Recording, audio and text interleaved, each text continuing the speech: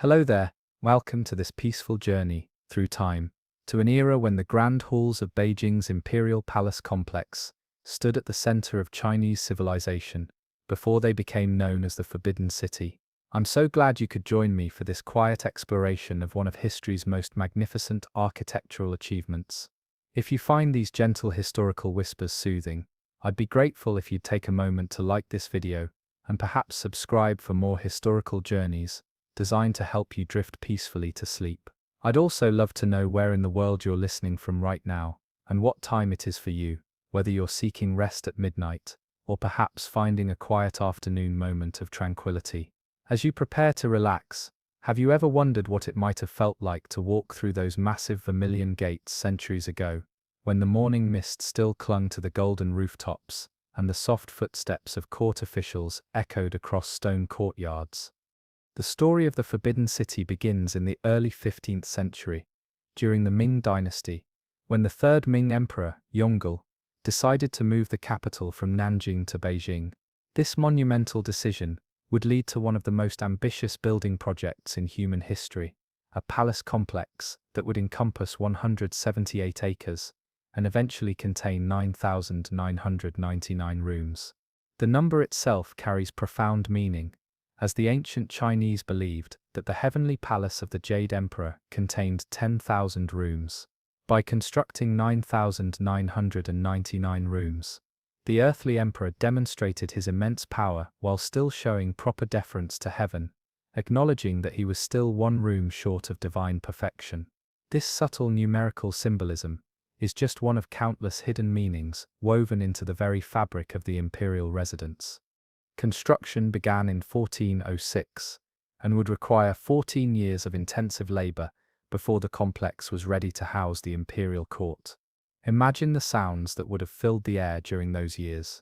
The rhythmic calls of workers coordinating their efforts, the grinding of stone against stone, the soft thud of wooden mallets striking against ornately carved beams. Over 1 million laborers were involved in this tremendous undertaking, including the finest craftsmen from every corner of the vast Chinese empire. Artisans who specialized in woodworking, stone carving, painting, and countless other disciplines were summoned to Beijing to contribute their expertise to the emperor's vision. These skilled workers brought traditions and techniques from their home provinces, creating a magnificent synthesis of regional styles within the unified imperial aesthetic. The materials themselves tell a story of imperial reach and power. Massive logs of the finest hardwoods were transported from the far southwestern forests of Yunnan province, floating down rivers, and eventually being dragged by teams of laborers and animals over mountains and across plains. Imagine these enormous trunks, some weighing many tons, being slowly moved across the countryside by hundreds of straining workers. The journey could take years, with the wood gradually seasoning along the way, preparing it for its final purpose as the supporting structure of imperial halls. The most precious Nammu wood, prized for its fine grain, subtle fragrance and resistance to decay and insects, was reserved for the most important buildings in the complex. When you stood inside one of these grand halls centuries ago, you might have detected the faintest whisper of this natural perfume, a subtle scent linking the imperial presence to the distant forests of the empire. Marble and stone followed similar journeys from quarries hundreds of miles away. The finest white marble was quarried from the mountains west of Beijing, with massive blocks being transported during the winter months, when specially constructed ice roads could support their tremendous weight. Workers would pour water along the route, allowing it to freeze in the northern winter, creating a slick surface upon which these stone giants could be more easily moved. The quarrying itself was a delicate art, with master stoneworkers carefully selecting flawless sections of the mountainside, then using a series of precise techniques to separate these monoliths from their ancient resting places. Imagine the tense moments, as a massive marble block was finally freed from the mountain, representing months of careful work and immense value. The bricks used in construction were of a special imperial grade, fired longer and hotter than ordinary bricks, making them extraordinarily dense and durable. Each one was stamped with information about its origin and the official responsible for its quality, creating an early form of quality control that ensured accountability throughout the supply chain. If a brick failed during construction, or in the centuries to follow, officials could trace it back to its source and the responsible parties. This system of accountability extended to all aspects of construction, with detailed records kept of materials, labor, and design decisions. The soft whisper of brush on paper as court scribes documented these details would eventually produce thousands of scrolls detailing every aspect of the palace construction. Golden roof tiles, reserved exclusively for imperial buildings, required their own elaborate production process. Craftspeople would pound gold into impossibly thin sheets that were then applied to specially formed clay tiles before firing.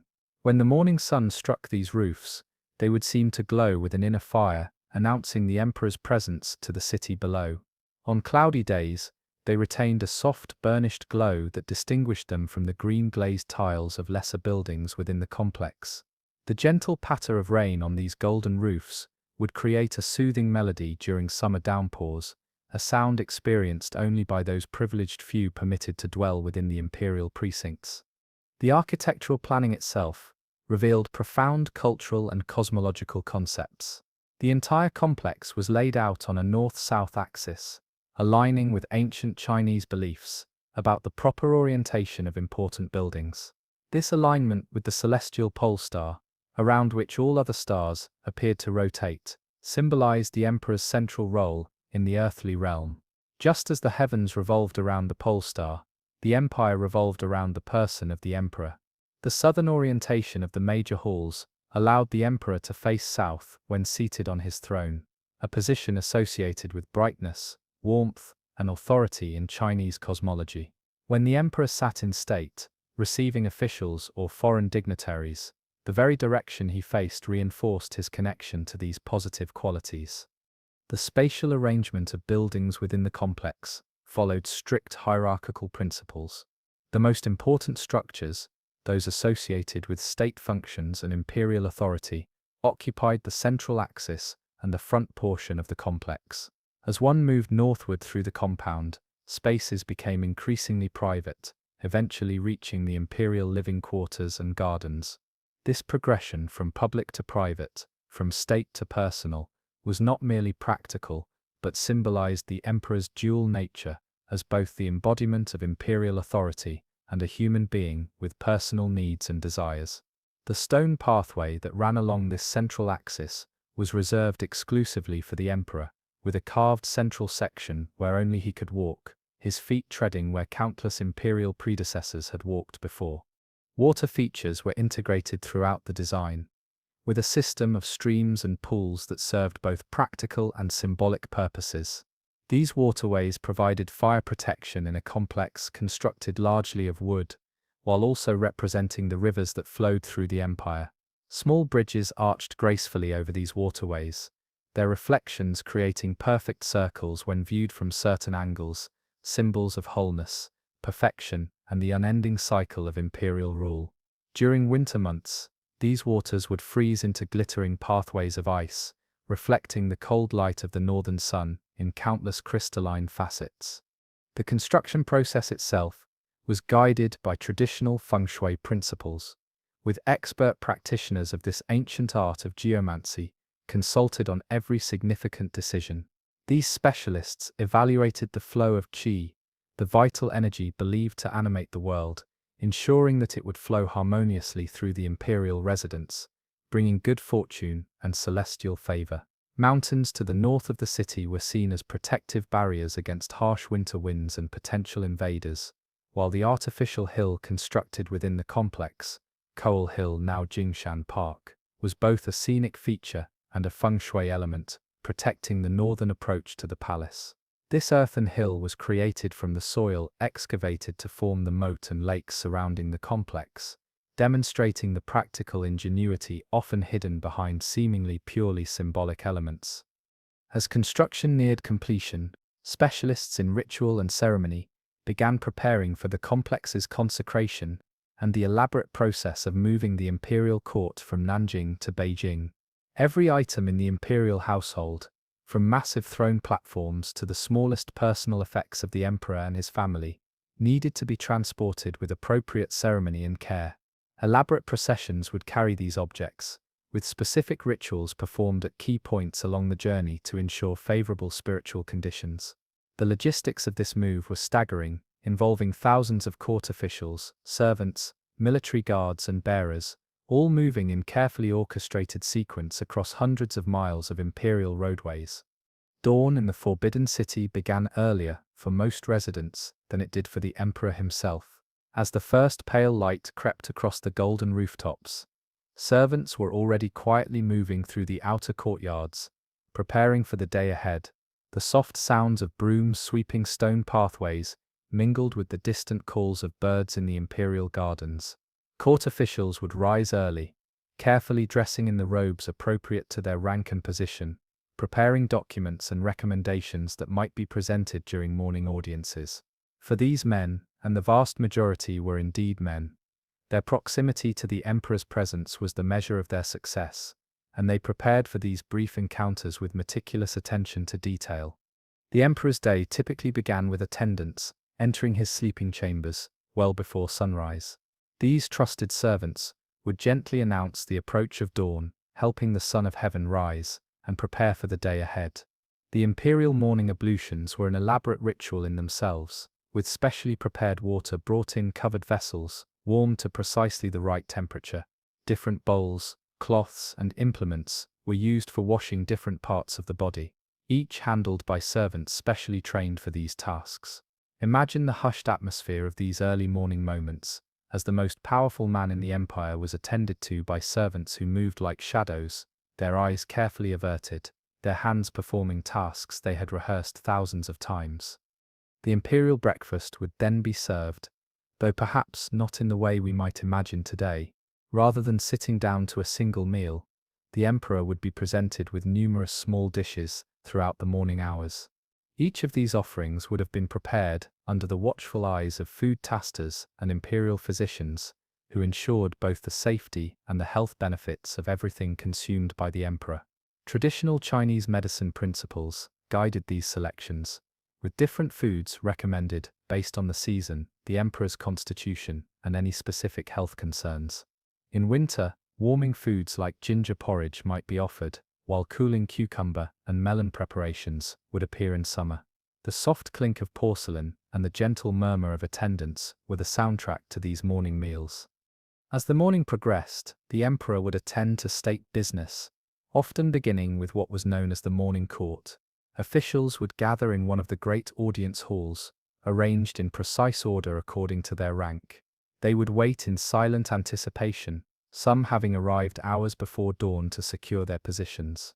When the emperor finally entered, announced by the soft but clear voices of court heralds, all would perform the kowtow, the ritual prostration that acknowledged imperial authority. Foreheads would touch the cool stone floor, sometimes repeatedly, before officials were permitted to rise and court business could commence. For foreign visitors, this requirement to kowtow often became a point of diplomatic tension, as many refused to perform what they saw as an act of submission rather than respect. The business of the morning court varied widely depending on the emperor and the era. Some rulers took an active interest in every detail of governance, carefully reviewing reports from provincial officials, discussing military matters, or considering proposals for new policies or construction projects. Others might delegate much of this responsibility to trusted ministers, merely giving formal approval to decisions made by others. The most effective emperors struck a balance, focusing their attention on truly important matters, while allowing the complex bureaucracy to handle routine affairs. Throughout these proceedings, court scribes would record everything said, their brushes moving silently across paper, creating the official record that would eventually be compiled into the imperial archives. By midday, formal court business would typically conclude, and the emperor might retire to a more private area of the palace complex for the main meal of the day. Unlike the modest morning offerings, imperial lunches could be extraordinarily elaborate affairs, with dozens or even hundreds of dishes prepared by an army of palace chefs. Each regional cuisine of China would be represented, with specialties brought from distant provinces to please the imperial palate. Seafood from the eastern coastal provinces might be served alongside game from the northern steppes and tropical fruits from the southern borders. The presentation of these dishes was as important as their flavor, with elaborate arrangements creating edible works of art that delighted the eye before they pleased the palate. Not all of these dishes were meant to be consumed in their entirety. The sheer abundance was itself a statement of imperial power and plenty. The emperor would take small portions from dishes that appealed to him, while courtiers and family members dining with him would follow his lead. Conversation during these meals tended to be lighter than during formal court functions, though still governed by strict etiquette that determined who could speak, when, and on what topics. The gentle clink of ceramic spoons against bowls and the soft murmur of respectful conversation would fill these dining halls, punctuated perhaps by the distant notes of court musicians playing in an adjoining chamber. Afternoons might be devoted to less formal state business, receiving special visitors, reviewing cultural works produced for imperial approval, or inspecting new additions to the palace complex. Many emperors also set aside time for scholarly pursuits, practicing calligraphy, composing poetry, or studying classical texts with learned advisors. The ideal emperor was not merely a ruler, but a cultivated gentleman, versed in the arts and literature that formed the foundation of Chinese civilization. The soft scratch of brush on paper and the contemplative silence of scholarly concentration would fill these afternoon hours, as the emperor engaged with the cultural traditions that legitimized his rule. For some emperors, afternoons also included time spent with family, with the empress, children, or favored concubines. These more intimate gatherings took place in the inner courtyards of the palace, spaces rarely seen by outside officials. Here the emperor might briefly set aside some of the formality that governed public appearances, though true informality was rare for someone raised from childhood to embody imperial dignity. Children might be permitted to play traditional games under the watchful eyes of nurses and tutors, while the emperor observed their development, looking for signs of the intelligence and character needed in potential heirs. The soft laughter of imperial children was a sound rarely heard in the great ceremonial courtyards, but one that occasionally brightened these private family gatherings. As evening approached, the emperor might attend to religious duties, visiting palace temples to make offerings to ancestors or participate in seasonal rituals. As the Son of Heaven, the emperor served as the chief intermediary between the earthly and divine realms, a responsibility taken very seriously throughout imperial history. These ceremonies followed traditions established centuries earlier, with precise movements, specific incense, and carefully worded prayers, all contributing to their efficacy. The soft glow of lanterns, the sweet scent of incense, and the rhythmic chanting of court Taoists or Buddhist monks created an atmosphere of solemn spirituality in these sacred spaces within the palace walls. Evening meals tended to be simpler than the midday feast, though still far more elaborate than anything experienced by ordinary subjects of the empire. As night fell, entertainment might be provided by court musicians, storytellers, or performers specially trained in traditional arts. These performances took place in dedicated halls or in courtyards illuminated by paper lanterns, creating islands of light in the darkening palace complex. The emperor and selected companions would observe from elevated seating, perhaps commenting appreciatively on particularly skillful performances. The soft plucking of lute strings, the high, wavering notes of traditional songs, and the measured recitation of ancient poems would echo gently through these evening gatherings. As the night deepened, the emperor would eventually retire to his sleeping quarters, accompanied by attendants who would assist with the complex process of removing imperial robes and preparing for rest. If the emperor wished for company during the night, arrangements would be made to bring a consort or concubine to his chambers, a process governed by its own elaborate protocol. Court astrologers and physicians might be consulted about the auspiciousness of such visits, particularly if producing an heir was the primary goal. The rustle of silk garments, the soft padding of slippered feet, and the murmured instructions of chamber attendants would gradually give way to the hushed silence of imperial sleep, as lanterns were extinguished one by one throughout the vast complex. While this pattern described a typical imperial day, the yearly calendar was punctuated by grand ceremonies that transformed the routine of palace life. The most important of these was the New Year celebration, which brought officials from throughout the empire to pay homage to the emperor and receive his blessing for the coming year. For weeks beforehand, palace servants would be engaged in elaborate cleaning and decorating, as every surface was polished, every courtyard swept, and festive decorations installed throughout the complex. Red lanterns and banners bearing auspicious sayings would transform the usually stately palace into a more festive setting, though dignity and hierarchy remained paramount even in celebration. Hidden behind high vermilion walls, in the northernmost section of the Forbidden City, lies the Imperial Garden, a 3-acre sanctuary of tranquility that served as a private retreat for the emperor and his closest companions. Unlike the rigid symmetry and formality of the ceremonial courtyards to the south, this garden embraced a more natural aesthetic, drawing inspiration from traditional Chinese landscape principles that sought to create idealized miniature versions of the natural world. The garden represented a soft transition between the strictly ordered human domain of the palace and the untamed realm of nature, a carefully cultivated middle ground where imperial residents could experience the refreshing qualities of the natural world without leaving the security of the palace walls. When you stepped through the garden's entrance gate, you would immediately sense this change, as the imposing architecture of state gave way to a more intimate, human-scaled environment designed for contemplation and gentle pleasure. The garden was first laid out during the Ming Dynasty, and was renovated and expanded by successive emperors, each adding elements that reflected their personal tastes and the aesthetic sensibilities of their era. Imagine walking these pathways in the early morning hours, when mist might still cling to the rockeries and pool surfaces, creating a dreamlike atmosphere as you moved through this carefully crafted landscape. The gentle sound of water trickling over stone would accompany your steps, a soothing counterpoint to the distant calls of morning birds awakening in the carefully selected trees. Unlike European formal gardens with their emphasis on symmetry and geometric precision, the Imperial Garden followed organic principles, creating scenes that appeared to have evolved naturally despite being meticulously planned and maintained. At the heart of the garden stood the Hall of Imperial Peace, a Taoist temple where emperors would pray for harmony between heaven and earth. Around this spiritual center, the garden unfolded in a series of interconnected spaces, each offering a different experience or vista. Winding pathways paved with pebbles arranged in symbolic patterns would guide imperial visitors through these spaces, the texture beneath their feet changing subtly to signal transitions between garden areas.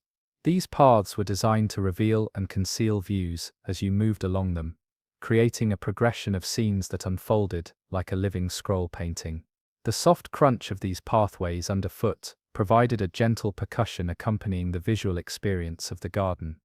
Ancient cypresses, some planted during the early Ming period, and now twisted into dramatic shapes by centuries of careful pruning, provided living connections to the dynasty's founders. These venerable trees, with their deeply furrowed bark and branches trained into expressive forms, were valued not only for their beauty, but for their symbolic association with longevity and resilience. Some of these trees were said to be inhabited by beneficial spirits, their gnarled forms housing entities that brought good fortune to the imperial family. Court gardeners would tend to these ancient specimens with extraordinary care, applying special oils to their bark and supporting heavy branches with carved wooden props to prevent them from breaking under their own weight. The whisper of wind through their branches created a gentle soundtrack that had remained essentially unchanged for centuries. Rockeries constructed from limestone, brought from Lake Tai in southern China, created miniature mountain landscapes that referenced famous peaks throughout the empire. These stone arrangements, known as gongshi, or scholars' rocks, were selected for their unusual shapes and textural qualities, with the most prized specimens resembling misty mountains when viewed from certain angles. Placing and arranging these rocks was considered a high art form, with specialized craftspeople dedicating their lives to understanding how to position stones to create harmonious compositions and evoke specific emotional responses.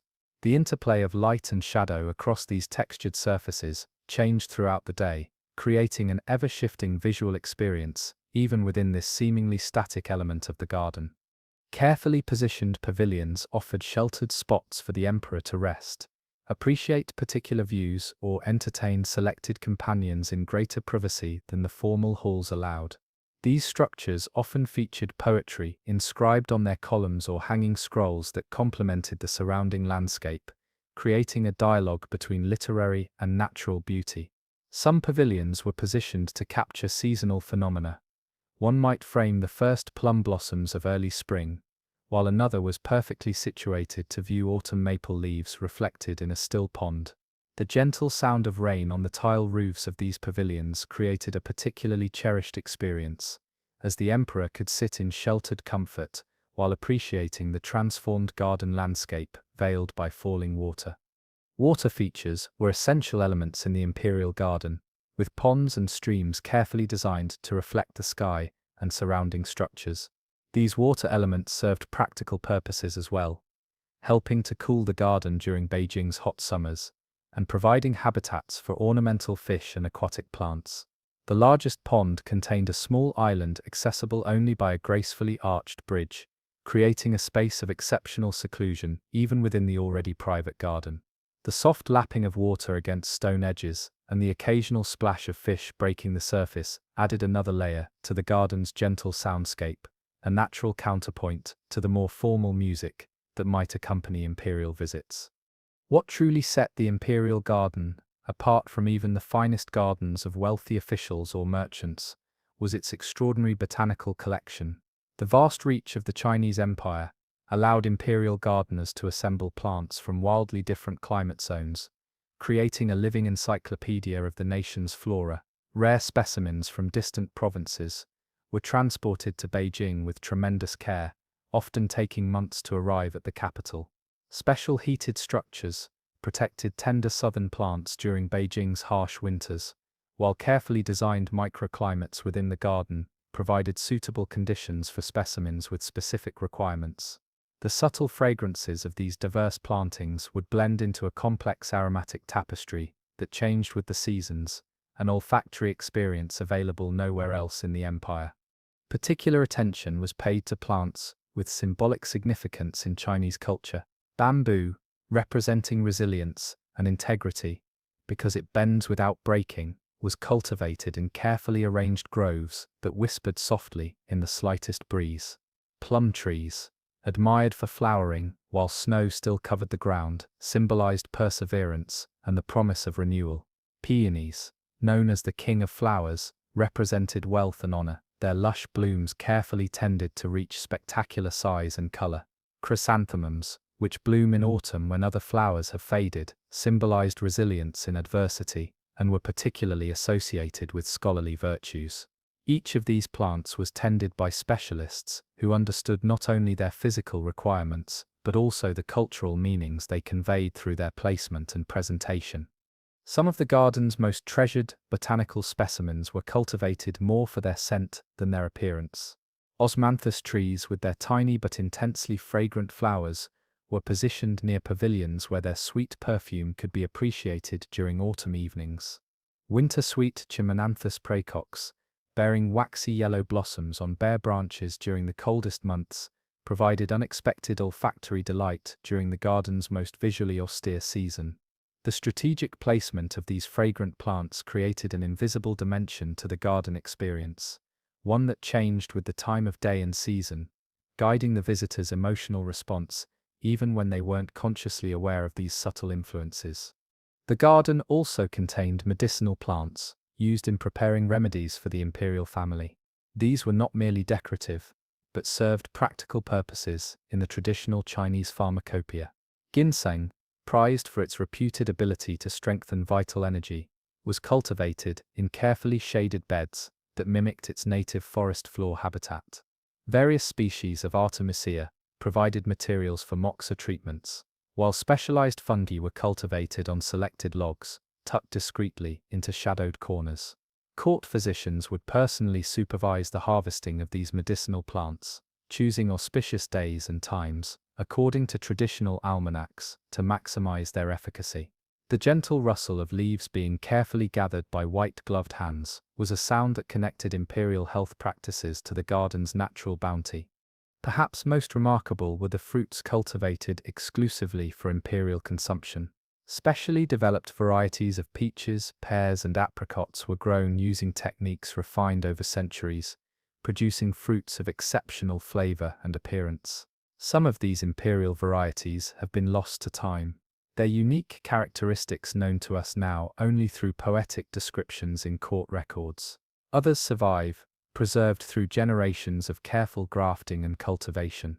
These fruit trees were tended with extraordinary care, with individual fruits sometimes wrapped in paper bags to protect them from insects and ensure perfect unblemished skin. The first fruits of the season would be presented to the emperor with great ceremony, their appearance on the imperial table marking the official beginning of each fruit season throughout the capital. The imperial garden was also home to carefully selected animal life that complemented its peaceful atmosphere. Golden fish in the ponds, bred for their vibrant colors and flowing fins, created flashes of living jewels beneath the water's surface. Songbirds in ornate cages might be hung from pavilion eaves during imperial visits, their melodies adding to the garden's sensory richness. During certain festivals, cranes, symbols of longevity, might be temporarily released into the garden, their graceful movements and distinctive calls creating an extraordinary spectacle for privileged observers. The soft splash of fish, the melodic trilling of birds, and occasionally the dignified call of cranes added living voices to the garden's natural symphony. While the garden's beauty changed with the seasons, winter perhaps revealed its structural elegance most clearly. Snow would outline the careful architecture of tree branches and define the sculptural qualities of rockeries with startling clarity. Plum blossoms appearing against this white backdrop created living calligraphy, while carefully placed evergreens ensured that the garden never appeared truly dormant. Pavilions with braziers allowed the emperor to experience these winter scenes in comfort, perhaps while drinking warm wine and composing poetry inspired by the stark beauty before him. The soft crunch of snow underfoot and the crystalline quality of winter light transformed familiar spaces into something magical and new, demonstrating the garden designer's understanding that true garden artistry embraces all seasons rather than focusing solely on the obvious abundance of spring and summer. Beneath the magnificent halls and courtyards of the Forbidden City lies a shadow world of hidden passages, concealed chambers, and secret tunnels, a network designed to ensure imperial security and facilitate the complex daily operations of palace life. These hidden spaces represented the invisible infrastructure that allowed the visible splendor of court ceremonies to function smoothly, while also providing emergency escape routes should the unthinkable occur and the palace come under direct attack. Knowledge of these passages was carefully restricted, with complete maps held only by the emperor himself and a few of his most trusted officials. Even today, historians believe that some of these hidden spaces remain undiscovered, their entrances concealed behind false walls or beneath innocent-looking courtyard stones, waiting silently as they have for centuries. The most extensive of these hidden networks was the system of escape tunnels that connected the Forbidden City to locations outside the palace walls. Construction of these tunnels began during the early Ming Dynasty, with each successive emperor adding to or modifying the network according to their security concerns. Imagine the tremendous secrecy that surrounded this construction. Workers were often brought in blindfolded, allowed to build only short sections before being replaced by new teams who had no knowledge of the overall design. Some historical accounts suggest that many of these tunnel builders never left the palace, either being incorporated into the imperial service or in darker tellings executed to preserve the absolute secrecy of these escape routes. The soft sound of earth being carefully excavated, muffled to prevent detection, would have been conducted in near total darkness, with only the faintest lantern light permitted. These main evacuation tunnels were engineering marvels of their time. Wide enough for several people to move through simultaneously, they were reinforced with massive wooden beams and brick archways to prevent collapse. Ventilation shafts, disguised as decorative elements in courtyards or gardens, provided fresh air to these underground passages while remaining undetectable to all but the most informed observers. At strategic intervals, the tunnels contained small chambers stocked with provisions, weapons, and even changes of clothing that would allow the emperor to emerge from the tunnel system appearing as a common official rather than the son of heaven. The cool, slightly damp air of these passages carried the faint scent of earth and timber, a sharp contrast to the incense-perfumed atmosphere of the palace above. The primary escape routes extended in several directions from the imperial residence. One major tunnel, reportedly led northward, eventually emerging in the artificial hill known as Coal Hill, now Jingshan Park, that stands just north of the Forbidden City. From this elevated position, the emperor could theoretically observe any attack on the palace while remaining safely outside its walls. Another tunnel system extended eastward toward what were once imperial hunting grounds, while a third passage led toward the western hills where mountain temples could provide sanctuary. The longest and most elaborate tunnel, according to some historical accounts, stretched southward for nearly 2 miles, potentially allowing the emperor to escape the city entirely if Beijing itself came under attack. The knowledge that such escape routes existed served as both practical security and psychological comfort to emperors living in what was, despite its grandeur, ultimately a highly visible and potentially vulnerable location. Beyond these major evacuation routes, a more intricate network of smaller passages honeycomb the palace complex itself. Some of these connected important buildings, allowing the emperor and high officials to move between ceremonial spaces without being seen by lower-ranking courtiers or visiting dignitaries. Others provided discreet access between the outer court, where official business was conducted, and the inner court where the imperial family lived. These passages allowed servants to move quickly throughout the complex, suddenly appearing with needed items or messages without disrupting the carefully choreographed ceremonies taking place in the main halls. The soft padding of felt-soled shoes on brick passageways and the quiet rustle of silk uniforms would be the only sounds in these utilitarian corridors, a stark contrast to the formal announcements and ritualized speech of the public spaces they served. Particularly intriguing were the hidden observation rooms, built adjacent to spaces where important business was conducted.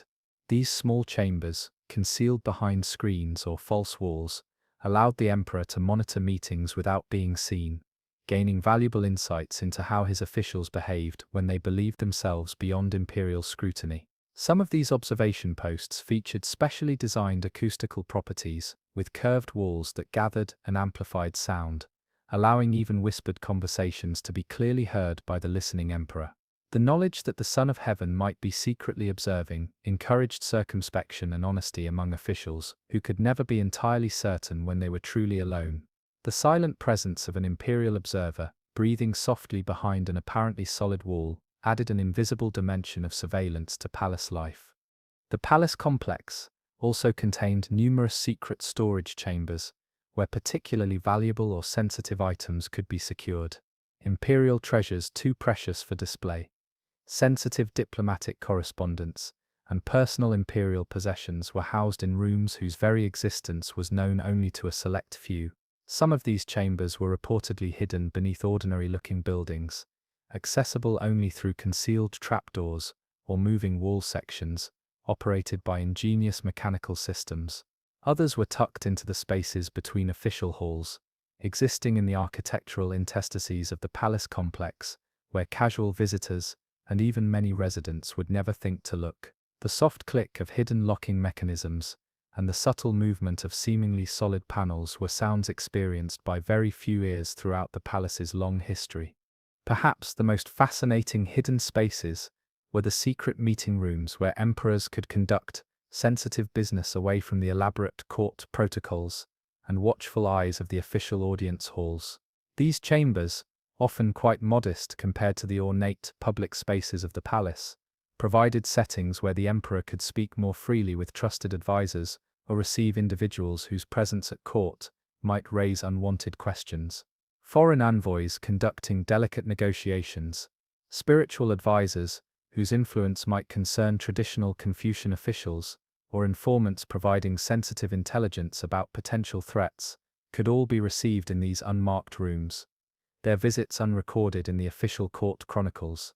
The hushed conversations that took place in these spaces, sometimes by the light of a single lamp, shaped decisions that would affect millions throughout the empire, yet left no trace in the historical record. The network of concealed spaces also included discreet living quarters, where certain individuals could reside within the palace complex without their presence being widely known. Favored concubines, whose influence might provoke jealousy, scholars working on sensitive projects for the emperor, or even political prisoners, being held for private imperial interrogation, might occupy these hidden apartments for months or years. Some of these chambers were surprisingly comfortable, with designs that cleverly borrowed light and air from adjacent courtyards, while remaining invisible from the outside. Others were little more than elegant cells, comfortable, but clearly designed for containment rather than pleasure.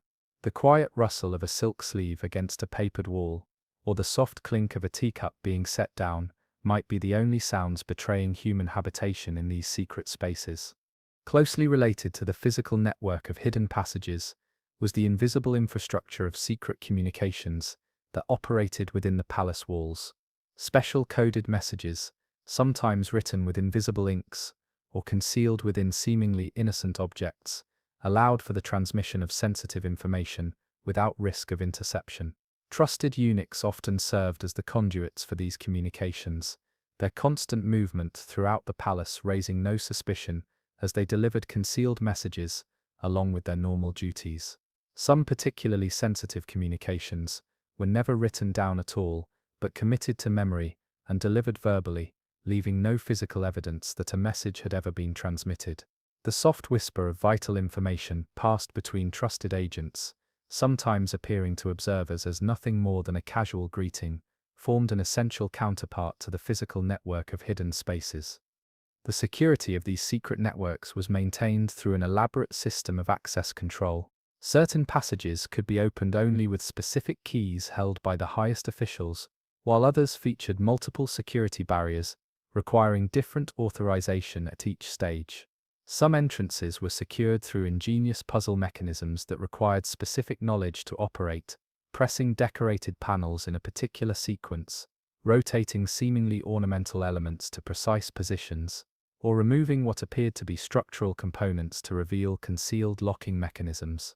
The quiet precision of these security measures, with their barely audible clicks and subtle movements, reflected the sophisticated mechanical knowledge of their creators and the paramount importance placed on controlling access to the palace's hidden dimension.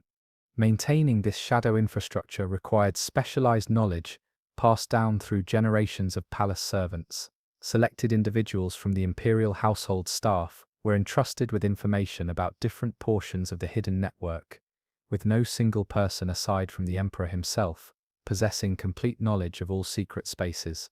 These caretakers would discreetly check for structural issues, ensure that emergency provisions remained viable, and verify that security mechanisms continued to function properly. Their work was conducted during the quietest hours of the palace routine, often in the deep of night, when most residents slept. The soft scrape of tools maintaining hidden hinges, or the careful inspection of concealed doorways by lantern light, took place in near total silence, leaving no indication that these critical systems were being preserved for potential future need. While the full extent of the Forbidden City's hidden passages may never be known with certainty, their existence represents a fascinating counterpoint to the visible splendor that has made the complex world famous. Behind the breathtaking ceremonial facades, and beneath the gleaming golden roofs, lies this shadow realm of practical necessity and cautious preparation, a physical manifestation of the tension between imperial display and security concerns that characterized life at the pinnacle of Chinese society. The soft footfalls of those few individuals permitted to access these spaces have long since faded into silence, but the passages themselves remain, quiet witnesses to the complex realities of imperial governance that existed alongside the more visible pageantry of court life. At the literal and symbolic center of imperial power stood the Dragon Throne, not merely a seat of governance, but a physical manifestation of the cosmic order that placed the emperor at the pivot point between heaven and earth. Located in the Hall of Supreme Harmony, the largest and most impressive structure in the Forbidden City, this throne represented far more than simply an elaborate chair. It embodied a complex philosophical understanding of imperial authority that blended practical governance with supernatural beliefs about the emperor's unique spiritual position. When you stood before this throne in centuries past, you were not merely in the presence of an exceptionally powerful human ruler, but before an individual believed to serve as the primary conduit between the divine and earthly realms, a living bridge connecting the visible world to cosmic forces beyond ordinary perception. The physical throne itself was an extraordinary work of artisanship, carved from precious woods and embellished with intricate dragon motifs. executed in shimmering gold. The dragon, with its 5 claws identifying it specifically as an imperial symbol, appeared not merely as decoration, but as a representation of the emperor's supernatural qualities, his ability to bring rain to nourish the empire, his mastery of both terrestrial and celestial domains, his tremendous power wielded with wisdom and restraint. 7 dragons adorned the back panel of the throne, while another pair twisted up its armrests, their scaled bodies appearing almost to move in the flickering light of ceremonial lamps. The soft gleam of gold against the rich, dark wood created an impression of restrained opulence that distinguished imperial taste from more ostentatious displays of mere wealth. When sunlight entered through the high windows of the hall during morning audiences, these golden dragons would seem to awaken, their carefully burnished surfaces catching and reflecting the light in ways that could appear almost animated to awed observers. The throne did not stand alone, but was set within a larger ceremonial arrangement that reinforced its cosmic significance.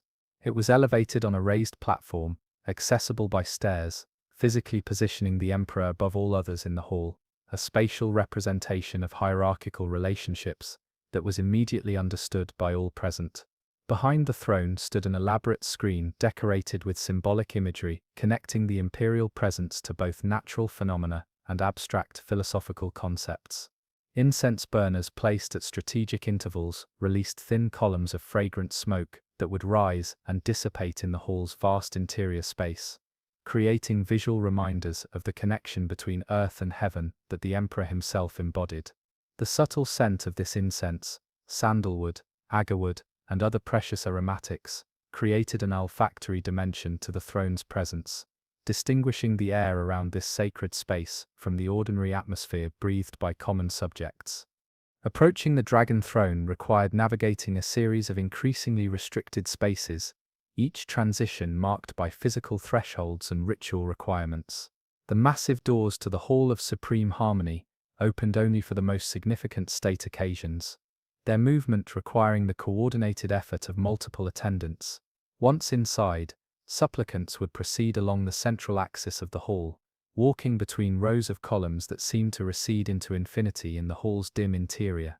At prescribed distances, they would perform ritual prostrations, touching their foreheads to the cool stone floor in acknowledgement of imperial authority. The sound of these movements, the rustle of official robes, the soft thud of knees meeting stone, the almost imperceptible intake of breath before rising again, created a rhythmic auditory accompaniment to the visual spectacle of imperial audience. For foreign visitors unaccustomed to such elaborate physical demonstrations of deference, these requirements often became points of diplomatic tension, with complex negotiations sometimes taking place regarding exactly how many prostrations would be required, and whether exceptions might be granted. The supernatural beliefs surrounding the throne extended far beyond its physical presence, to encompass a complex understanding of the emperor's spiritual role. As the Son of Heaven, the emperor was believed to govern through the mandate of heaven, a divine commission that authorized his rule so long as he governed virtuously and maintained harmony between human society and the cosmic order. This mandate was not considered permanent or hereditary, but conditional upon the emperor's moral conduct and effective governance. Natural disasters, agricultural failures, or widespread social unrest were interpreted not merely as practical problems, but as cosmic indications that the mandate might be weakening, requiring immediate imperial attention to restore proper relations with the supernatural realm. The soft whispers of court officials discussing unusual astronomical phenomena or unexpected natural events carried this additional layer of meaning, as they considered not just the practical implications, but the potential spiritual messages such occurrences might contain. Central to these supernatural beliefs was the concept of qi, the vital energy believed to flow through all things, including the landscape, built structures, and human bodies. The dragon throne was positioned at what was considered a crucial nexus point for this energy, with the entire Forbidden City designed to channel beneficial qi toward the imperial center, while deflecting harmful influences. Feng Shui masters consulted during the construction and maintenance of the throne room paid careful attention to factors invisible to ordinary perception: the directional flow of energy, the balance of elemental forces, the relationship between physical structures, and astronomical alignments. Their whispered consultations with imperial authorities dealt with matters beyond the material realm, addressing how subtle adjustments to the throne's position or the placement of symbolic objects might affect the emperor's connection to cosmic forces. The gentle movement of tassels on ceremonial objects near the throne was believed by some to indicate the invisible currents of qi flowing through the hall, providing visual confirmation of otherwise imperceptible energetic phenomena. Dragons themselves occupied a unique position in the supernatural beliefs surrounding imperial authority. Unlike in Western traditions where dragons were typically portrayed as destructive forces to be vanquished by heroic figures, Chinese dragons represented beneficent powers associated with water, fertility, and good fortune.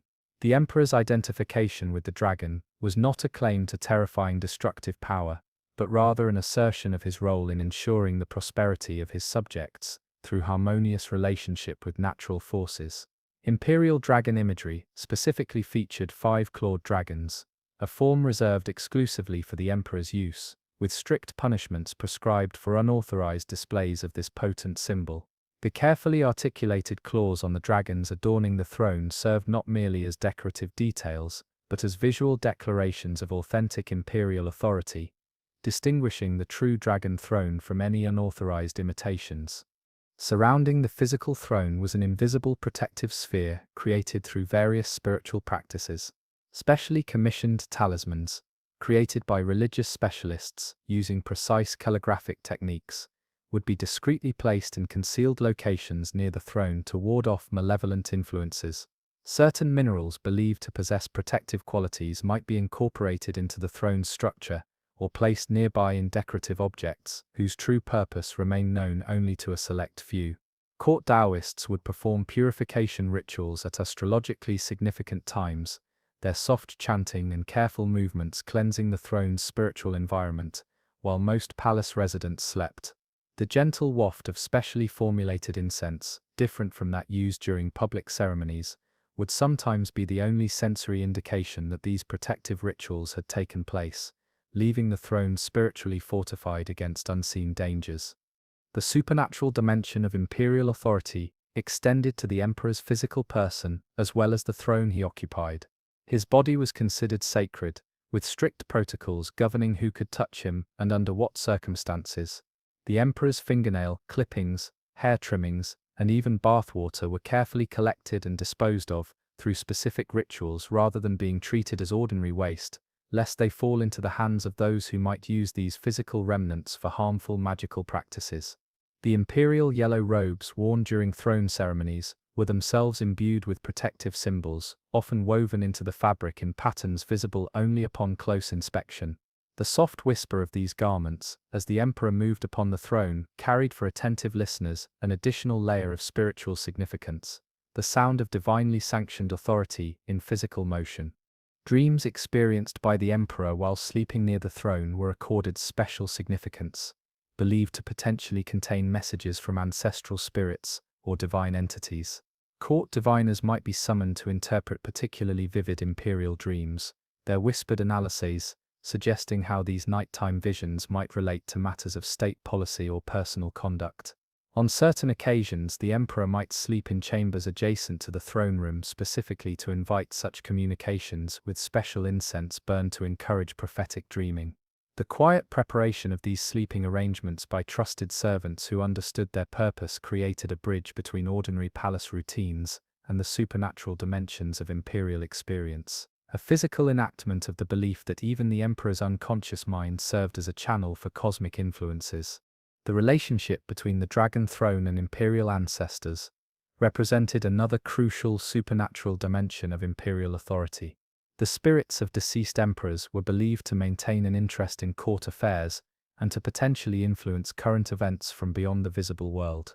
Regular ceremonies at the Imperial Ancestral Temple kept these connections active, with detailed reports on significant developments provided to ancestral spirits through elaborate rituals. Small offerings would sometimes be placed near the throne before important decisions were made, a quiet acknowledgement that the current emperor governed as part of a lineage extending beyond living memory into a spiritual continuum of imperial authority.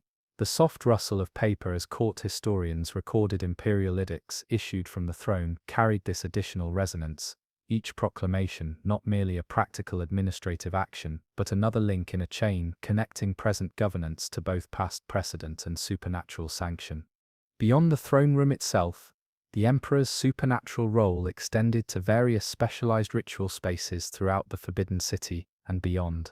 At the Temple of Heaven in southern Beijing, the emperor would perform elaborate ceremonies meant to ensure adequate rainfall and bountiful harvests throughout the empire, physically enacting his role as intermediary between cosmic and earthly domains.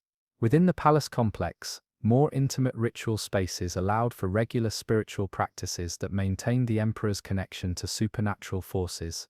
The gentle glow of lamps illuminating sacred texts in these private chapels, the soft murmur of prayers offered in solitude, and the careful arrangement of symbolic objects on personal altars all formed part of the emperor's hidden spiritual life. The private practices that supported his public supernatural role as Son of Heaven seated upon the dragon throne. Behind the public face of imperial rule existed a complex, secluded world that few outsiders ever glimpsed. The inner court of the Forbidden City, where the emperor's consorts, concubines, and their attendants lived lives of extraordinary privilege and surprising constraint. This was a predominantly female space, governed by its own strict hierarchies and unwritten rules. A society within society that operated parallel to the official male-dominated court. The soft rustle of silk garments moving through shadowed corridors, the gentle tinkling of ornate hairpins, and the carefully modulated voices of women, conscious of constantly being observed, created a soundscape entirely different from the formal male voices that dominated the outer court. Here in these secluded courtyards and pavilions, relationships between women could determine the future of the dynasty, and ultimately the empire itself. Though these influences remained largely invisible in official histories written by male court chroniclers. At the apex of this female hierarchy stood the empress, the official primary wife of the emperor, and the only woman who held formal rank within the imperial system, selected through a careful process that considered her family background, education, appearance, and temperament. The empress served as the embodiment of feminine virtue within the palace, and the manager of the emperor's domestic realm. Her position brought tremendous privilege, but also weighty responsibilities and constant scrutiny. She was expected to serve as a model of proper Confucian womanhood, displaying filial piety, modesty, wisdom, and restraint in all things. The soft padding of her embroidered slippers through the halls of the inner palace carried the authority of her position, while the gentle chime of jade ornaments, suspended from her elaborate court dress, announced her approach even before she came into view. The empress's domain centered on the Palace of Earthly Tranquility, where she maintained her formal apartments and managed the complex affairs of the inner court. From this headquarters, she oversaw a staff of female servants and officials who handled everything from the emperor's domestic comfort to the education of imperial children. While she rarely participated directly in matters of state, her influence could be substantial, particularly if she enjoyed a close personal relationship with the emperor or had provided him with sons. Her quarters reflected her elevated status, with more spacious rooms, finer furnishings, and more elaborate decorative schemes than those allocated to lower-ranking consorts.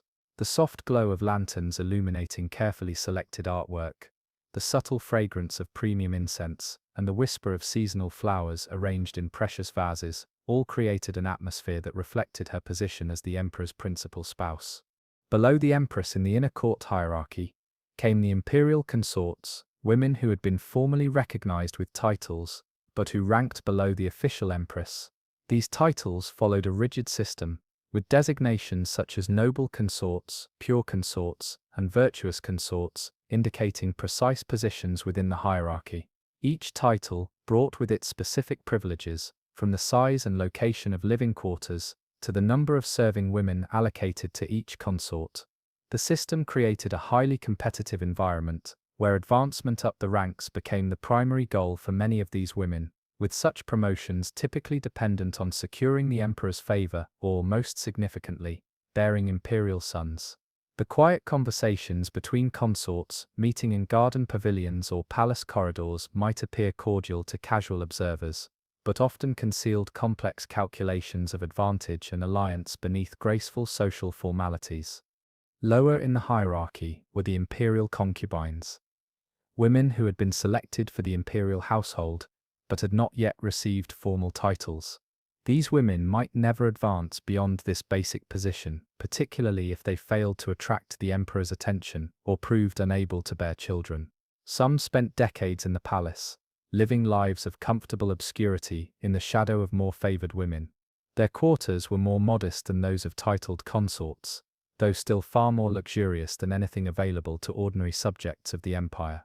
The soft sigh of a concubine, contemplating another year without imperial notice, the careful application of cosmetics in preparation for a rare opportunity to be seen by the emperor, and the quiet solidarity sometimes formed among these overlooked women, created a poignant counterpoint to the more dramatic power struggles taking place at higher levels of the inner court hierarchy.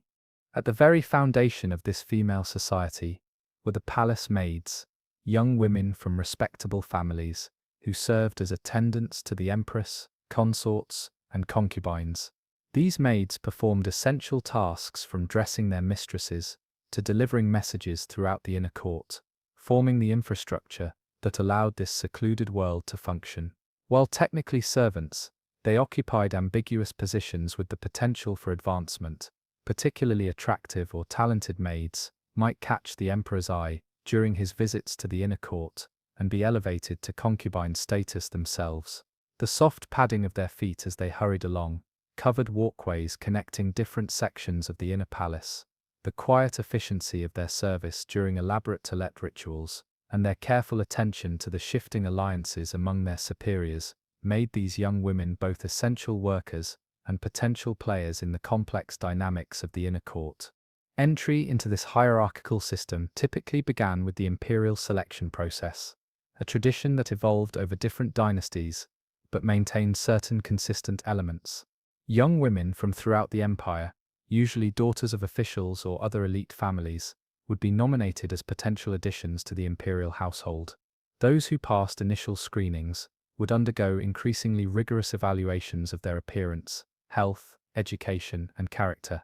During some periods, thousands of candidates might be gradually narrowed down to a select few dozen who would ultimately enter palace service. The quiet tension of young women undergoing these evaluations, the soft instructions of examiners assessing everything from their bone structure to their calligraphy skills, and the mixture of anticipation and apprehension among families awaiting the results created an emotional prelude to the cloistered lives these selected women would subsequently lead. Once within the palace walls, a woman's status depended significantly on her relationship with the emperor himself. The system for imperial visits to the inner court varied across dynasties, but typically involved elaborate protocols that both reflected and reinforced the hierarchy among the women. During some periods, the emperor would indicate his intentions to visit a particular consort by sending items like fragrant incense or special delicacies ahead of his arrival. In other eras, a rotation system determined which women would have opportunities to receive the emperor, though he always retained the prerogative to visit any consort according to his personal preference. The hushed excitement that would spread through a consort's quarters upon receiving notice of an imperial visit, the hurried preparations by serving women to create a pleasing environment, and the careful attention to every detail of personal appearance reflected the tremendous significance attached to these encounters. The birth of children, particularly sons, could dramatically alter a woman's position within the inner court. A concubine, who produced the first imperial son, might find herself rapidly elevated through the ranks of titles, granted larger quarters, and allocated additional servants to reflect her new importance as the mother of a potential heir. Such advancement often created complicated dynamics, as previously higher-ranking women without sons might suddenly find themselves socially subordinate to a former inferior.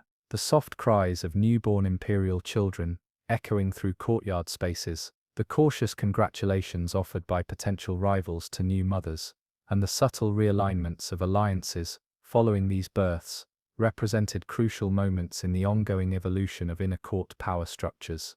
The competitive nature of these relationships sometimes led to darker aspects of inner court life, with historical records documenting cases of sabotage, poisoning, and even black magic, practiced by rival consorts against one another. The soft whisper of a trusted maid, warning her mistress not to consume a suspiciously delivered delicacy. The careful inspection of gifts for hidden dangers, and the employment of food tasters, even within the supposedly secure confines of the inner court, all testified to the very real dangers that could exist beneath the surface of formal courtesy. Court physicians treated numerous cases of mysterious ailments among imperial consorts, some of which may have resulted from deliberate poisoning rather than natural causes. The rustle of medicinal herbs being carefully prepared in inner court chambers, the soft moans of women suffering from unexplained symptoms, and the hushed consultations between doctors and attendants added another layer to the complex soundscape of this cloistered female society. Beyond these personal power struggles, consorts could also exert significant influence over broader imperial politics, particularly as they aged and their children grew to maturity. A consort whose son was named as imperial heir gained substantial behind-the-scenes authority, as officials recognized her potential future role as Empress Dowager, the mother of the next emperor.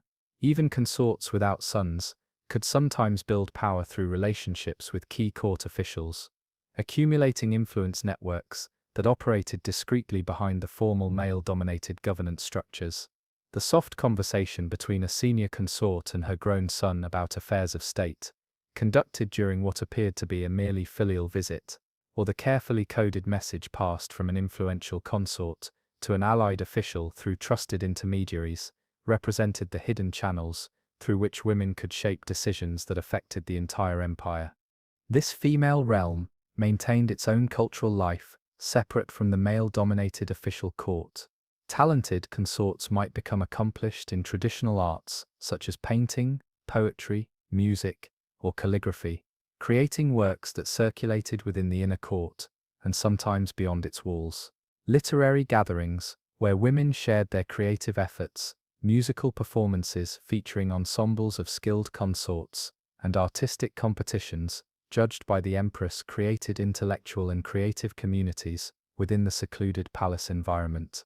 The soft notes of a guqin being played by slender fingers in a moonlit pavilion, the contemplative silence as a consort composed poetry inspired by seasonal gardens, and the appreciative murmurs of an audience witnessing a particularly skilled performance added cultural depth to lives often characterized by outsiders as merely ornamental or passive.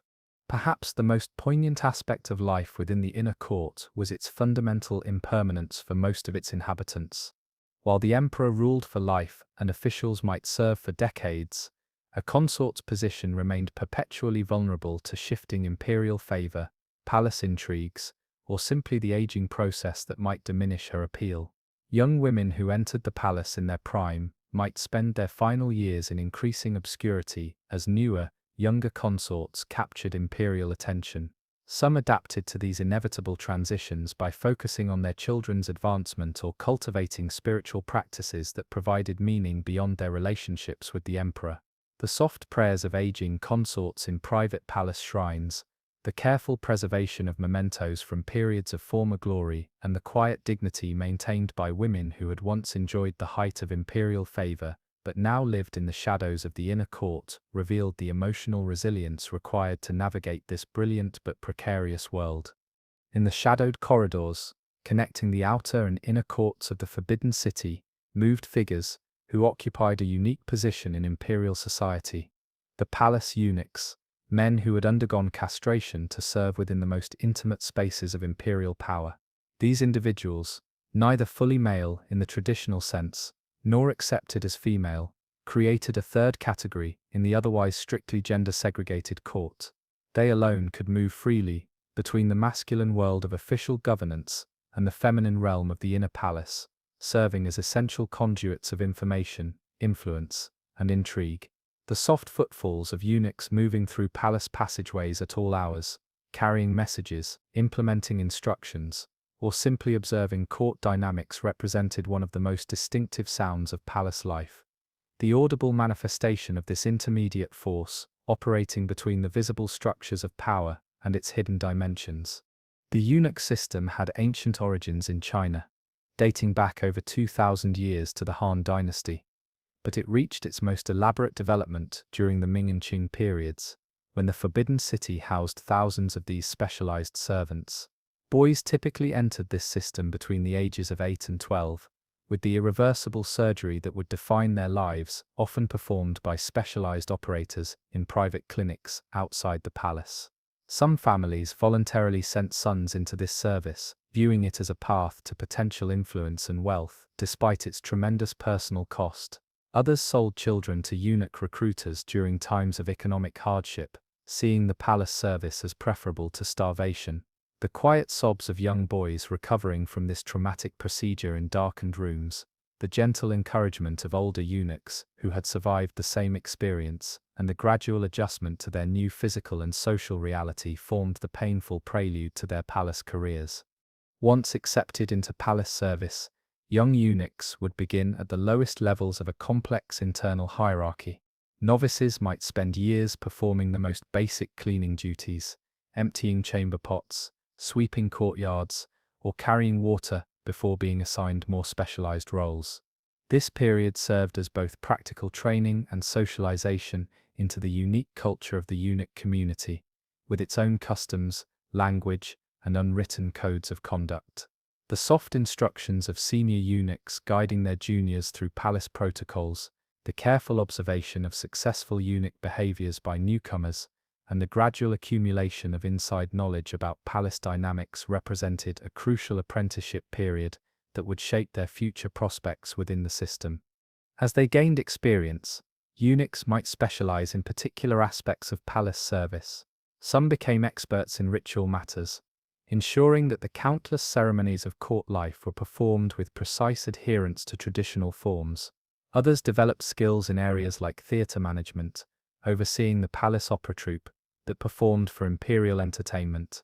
Some became proficient in financial management, handling the considerable sums that flowed through the imperial household for everything from daily expenses to major construction projects.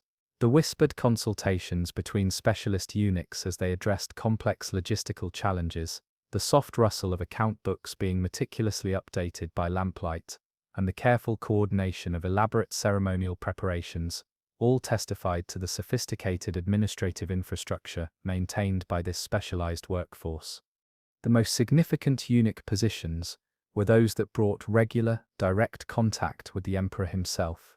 Personal attendants, who assisted with the emperor's daily routines, from dressing to meals to private entertainment, occupied especially influential positions. These individuals observed the ruler in unguarded moments, came to understand his personal preferences, and could sometimes develop relationships that transcended the usual boundaries between sovereign and servant.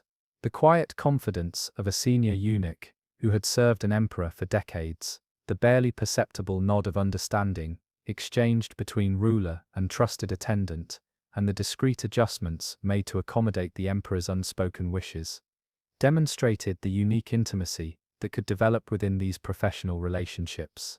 Eunuchs also served as the primary attendants within the inner court, where male officials were generally not permitted to enter. They dressed and attended to the empress, consorts, and concubines, managed their households, and served as instructors to imperial children during their early years. This position between the gendered worlds of the palace gave eunuchs unique opportunities to build networks of influence across the usual social boundaries. A eunuch who had gained the trust of both a powerful consort and key officials in the outer court could facilitate communications and alliance building that would have been impossible through official channels. The soft murmur of a eunuch, conveying a private message from an influential consort to a court minister, the careful observation of shifting relationships within both male and female power structures, and the strategic cultivation of connections throughout the palace complex, reflected the sophisticated political awareness that experienced eunuchs developed through their unusual social position. This capacity for building cross-court influence networks led to periods when eunuchs accumulated extraordinary power within the imperial system. During eras when emperors were young, disengaged from governance, or otherwise unable to exercise strong personal authority, senior eunuchs sometimes emerged as de facto rulers, controlling access to the emperor and manipulating decision-making processes to their advantage. Historical records document cases of eunuchs who amassed enormous wealth, commanded personal armies, and effectively controlled imperial policy through their domination of palace communications and procedures.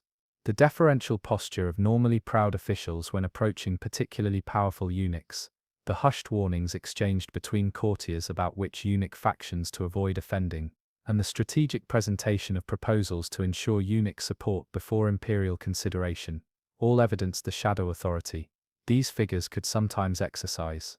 Such accumulations of eunuch power typically generated resistance from the official bureaucracy, creating one of the recurring tensions in late imperial Chinese governance. Confucian officials viewed eunuchs as unnatural beings whose influence represented a corruption of proper hierarchical relationships, while eunuchs often saw officials as arrogant outsiders who failed to understand the intimate realities of palace life. This institutional conflict occasionally erupted into open power struggles, with competing factions seeking to diminish or eliminate their rivals' influence. The careful cultivation of relationships with military commanders by eunuch leaders concerned about their security, the quiet removal of anti-eunuch officials through manufactured scandals, and the gradual infiltration of government ministries by eunuch allies, all represented strategies in these long-running institutional contests. Beyond their political roles, eunuchs also served as cultural transmitters within the palace, carrying information, fashions, and ideas between different court spaces. They often possessed detailed knowledge of imperial collections, whether of art, literature, or other treasures, serving as curators and guides to these accumulated riches.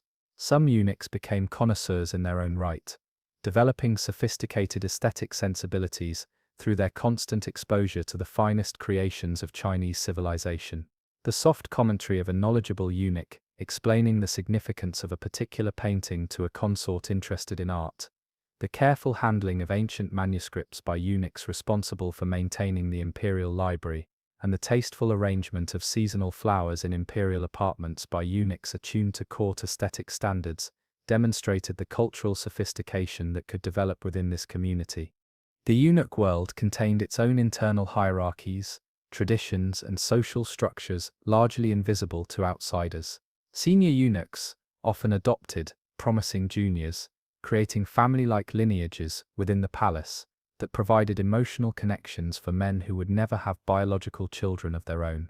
These pseudo-familial relationships could span generations, with knowledge, connections, and sometimes accumulated wealth passing from senior to junior within these adoptive lineages. The quiet celebration of a junior eunuch's promotion within these adoptive family circles, the transfer of precious advice or palace secrets from aging eunuchs to their chosen successors, and the emotional support provided through these artificial kinship networks offered human connection within what could otherwise be a harshly impersonal system. Religious practices often took on special significance within eunuch communities, with many drawn to Buddhist or Taoist traditions that offered spiritual meaning beyond their institutional roles. Some eunuchs became particularly devoted to certain deities or practices, with Guanyin, the bodhisattva of compassion, often portrayed in somewhat gender-ambiguous forms, holding special significance for many.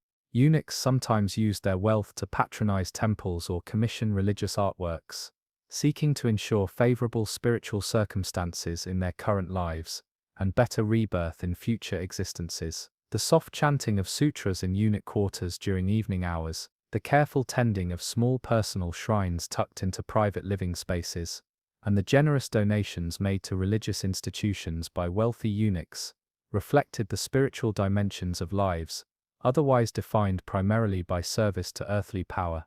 Despite the potential for influence and wealth, the eunuch experience remained fundamentally marked by marginalization and physical sacrifice. Their bodies were permanently altered, their position in society perpetually ambiguous, and their loyalty perpetually questioned by many around them. Even the most successful eunuchs remained servants, however privileged, within a system that fundamentally viewed them as tools of imperial convenience, rather than full members of society. The soft, higher-pitched voices that physically identified them within the palace soundscape, the specialized clothing that marked their status, and the separate living quarters assigned to them within the palace complex, all constantly reinforced their distinct identity. The quiet moments of reflection in which aging eunuchs contemplated the profound personal costs of their palace careers, the private adaptations developed to manage the physical and psychological consequences of their condition, and the complex mix of pride and resignation with which they viewed their unusual life paths, revealed the deeply human experiences behind the institutional role they occupied within the imperial system.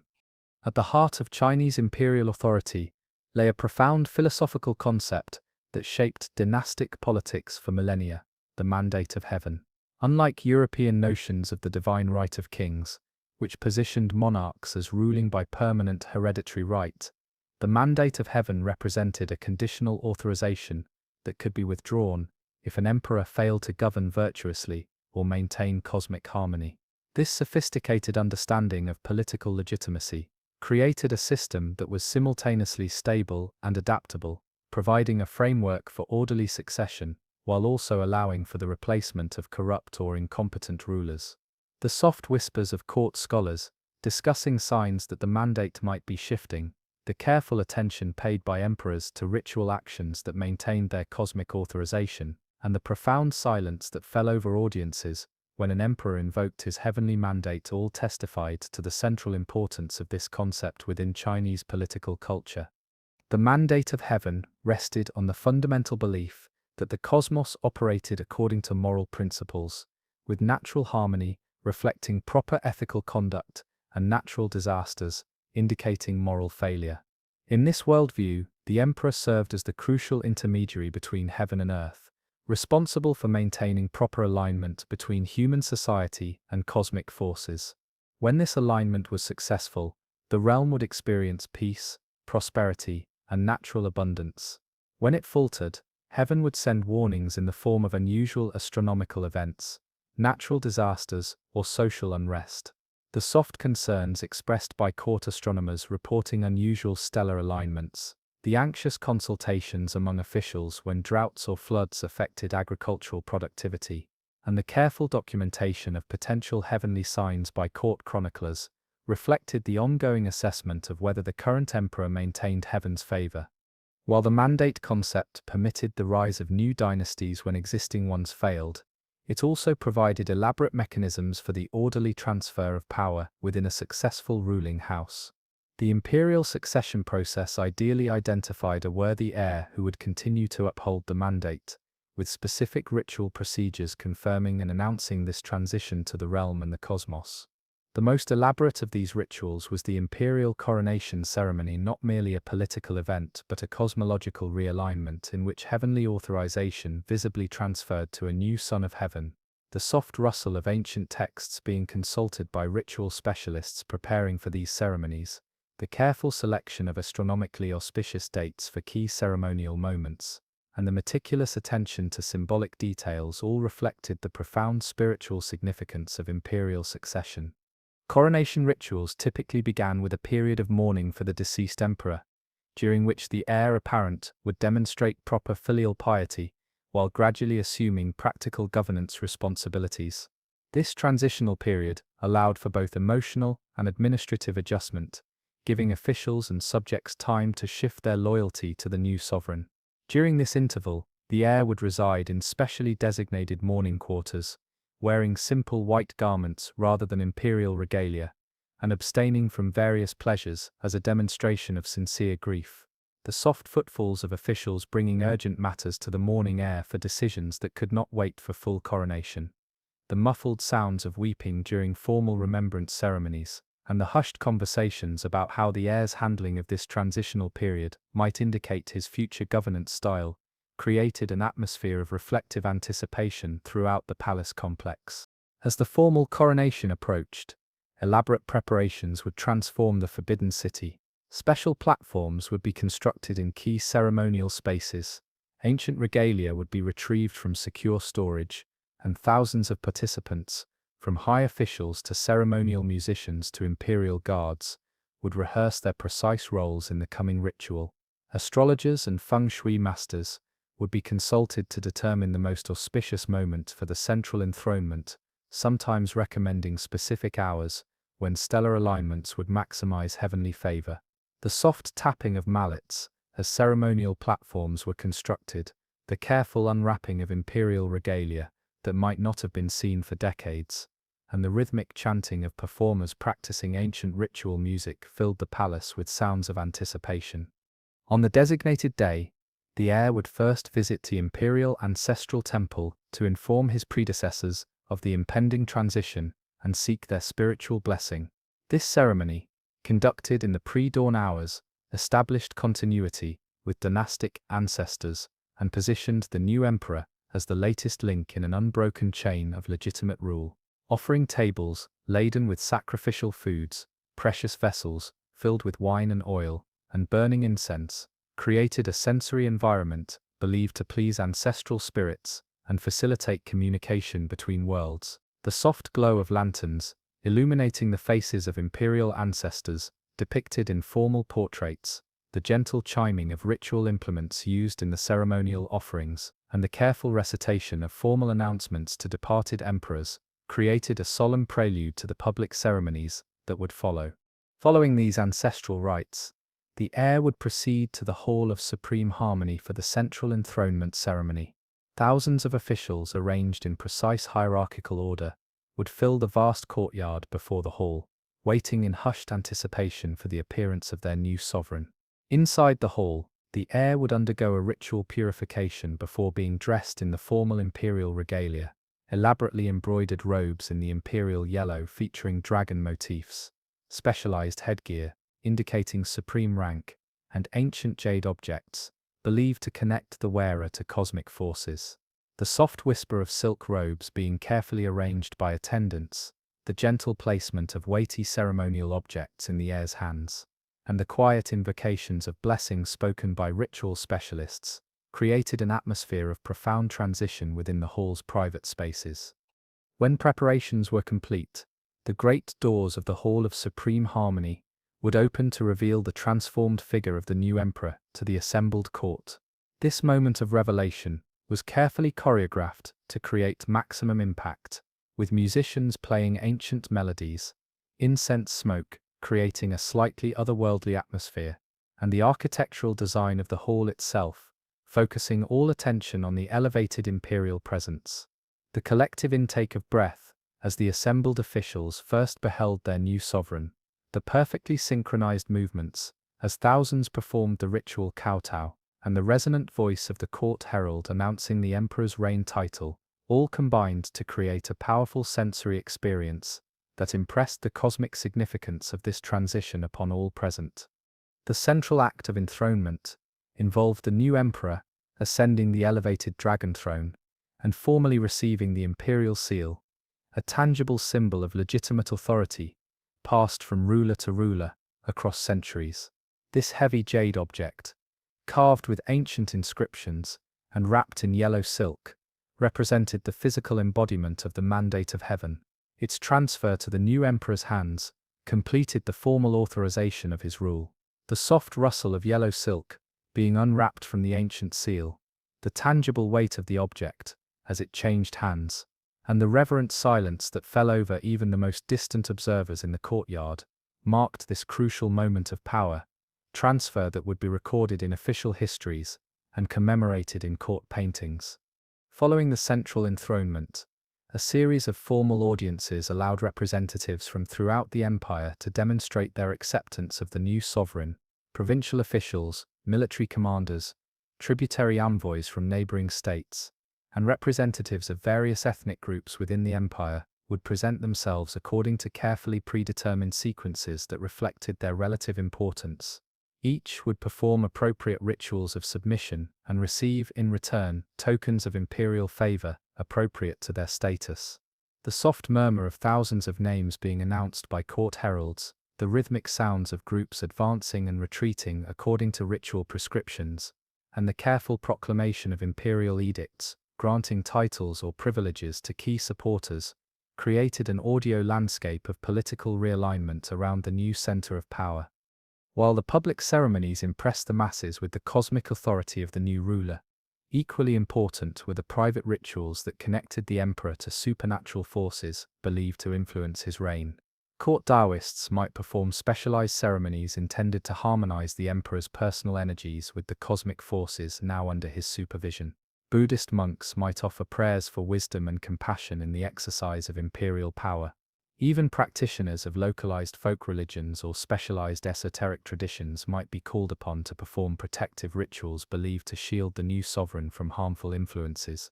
The soft chanting of mantras or spells, the gentle ringing of ritual bells, and the careful manipulation of symbolic objects in these more private ceremonies created spiritual foundations for the more visible political authority on display in the public enthronement. The coronation period also included important ritual interactions between the new emperor and key elements of the natural world under his jurisdiction. Special ceremonies might be performed at the altar of heaven, where the emperor would communicate directly with celestial forces, or at the altar of earth, where he would acknowledge his responsibility for terrestrial harmony. These rituals recognized that the emperor's domain extended beyond human society to encompass the entire cosmos, with imperial virtue expected to maintain balance between natural forces as well as social relationships. The soft footsteps of the emperor, ascending ancient stone stairs to elevated altars, the gentle placement of ritual offerings at cosmically significant points, and the carefully modulated voice of the sovereign, addressing divine forces, demonstrated the environmental dimensions of imperial responsibility inherent in the mandate of heaven concept. Throughout the coronation process, detailed records were kept of every ritual action, every participant, and every observed response from natural or supernatural sources. Court astronomers would document celestial conditions, noting any unusual phenomena as potential heavenly commentary on the transition. Weather conditions would be carefully recorded, with clear skies interpreted as favorable omens and unexpected storms as possibly troubling signs. The soft scratching of brush on paper, as court chroniclers documented these details. The careful observations of ritual specialists, looking for any irregularities that might require correction. And the quiet consultations among senior officials, interpreting these various signs, created a continuous assessment of cosmic approval that would be scrutinized by contemporaries and studied by future generations. The coronation ceremonies concluded with the formal announcement of the new emperor's reign title, a name that would be used to mark the years of his rule and express the aspirations for his governance. These titles typically combined lofty concepts like heavenly peace, eternal prosperity, or righteous harmony, setting an ideological tone for the reign to come. The official proclamation of this title throughout the empire marked the completion of the transition, with the calendar itself now redefined according to the new sovereign's era. The clear, resonant voices of imperial heralds announcing this title in the palace courtyards, the swift departure of messengers carrying the proclamation to provincial capitals, and the gradual adoption of the new reign title in official documents throughout the realm, completed the formal recognition of a new phase in the continuous flow of the mandate of heaven through Chinese imperial history. Deep within the Forbidden City, beyond the reach of ordinary visitors and even most palace residents, lay the imperial treasure rooms, secure chambers housing collections of extraordinary value that represented not merely material wealth, but the cultural and historical essence of Chinese civilization. These repositories contained items accumulated over centuries of imperial rule, each object carrying layers of meaning that connected the current dynasty to its predecessors, and to the broader cultural traditions they sought to preserve and embody. The soft click of specialized locks being opened by trusted custodians, the gentle rustle of silk wrappings being carefully removed from precious artifacts, and the hushed voices of the few privileged viewers allowed to witness these collections created an atmosphere of reverence appropriate to spaces that housed the material embodiment of imperial legitimacy and cultural continuity. The most symbolically significant treasures were those directly connected to imperial authority itself. Ancient seals carved from precious jade, passed from dynasty to dynasty, represented the physical manifestation of the mandate of heaven. Some of these objects claimed provenance, stretching back to legendary early rulers, their surfaces worn smooth by the hands of countless sovereigns who had used them to mark official documents.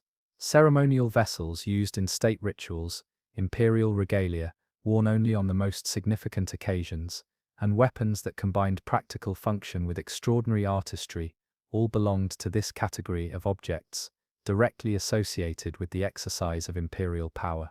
The soft whisper of specialized cloth, passing over these objects during rare cleaning rituals, the careful adjustment of their positions within custom-made storage containers, and the meticulous documentation of their condition and history by court archivists reflected their paramount importance within the imperial collections. Precious metals and jewels constituted another major category within the imperial treasuries, with gold holding particular significance in Chinese imperial culture. Unlike in European traditions, where gold was primarily valued for its economic worth, in China it carried profound symbolic associations with the sun, imperial authority, and cosmic forces. The imperial yellow color that dominated palace aesthetics derived its prestige partly from its connection to gold, creating a visual link between architectural spaces and the precious metals secured in treasury rooms. Stored in various forms from ingots to delicate artwork, imperial gold collections represented not just material wealth, but the concentrated symbolic power of the dynasty. The soft gleam of these objects, when briefly exposed to lamplight during inventory inspections, the substantial weight felt by handlers responsible for moving these items, and the careful records maintained of exact quantities and forms represented the meticulous management of resources that were as symbolically significant as they were materially valuable. Jade occupied an even more culturally significant position than gold within imperial collections. Prized for millennia in Chinese civilization, jade was associated with moral qualities like purity, integrity, and spiritual refinement, rather than mere monetary value. Imperial jade collections included both ancient pieces, inherited from previous dynasties, and contemporary works commissioned by current rulers, creating a continuous tradition of artistic and spiritual significance. The most important jade objects, such as the ritual discs known as bai, or the ceremonial blades, called jiang, connected contemporary imperial practice to ancient precedents stretching back thousands of years. The soft, almost buttery appearance of the finest jade specimens, the subtle variations in color, ranging from near white to deep green, and the cool sensation experienced when touching these stones gave physical form to philosophical virtues central to Chinese imperial ideology. Porcelain constituted another treasured category, with the imperial collections containing the finest examples produced by China's world-renowned ceramic traditions. Special kilns designated as official imperial suppliers created pieces exclusively for palace use, often marked with reign titles and dragon motifs that identified them as imperial property. These imperial porcelains typically featured distinctive colors associated with particular dynasties, such as the brilliant blues of Ming imperial ware or the delicate polychrome palettes of Qing court ceramics. The gentle tapping sound used by connoisseurs to test the perfect resonance of the finest pieces, the careful handling of objects whose irreplaceable cultural value far exceeded their material worth, and the precise arrangement of storage systems designed to protect these fragile treasures from damage all testified to the tremendous importance attached to maintaining these ceramic legacies. Textiles formed a particularly significant component of imperial collections, with silk maintaining special status as a material traditionally associated with imperial authority. The finest silks were produced in imperial workshops under direct palace supervision, with specialized weavers creating patterns and colors reserved exclusively for court use. Dragons with 5 claws, certain shades of yellow, and specific cloud and wave patterns were restricted to imperial usage, with unauthorized production or wear of these designs punishable by severe penalties.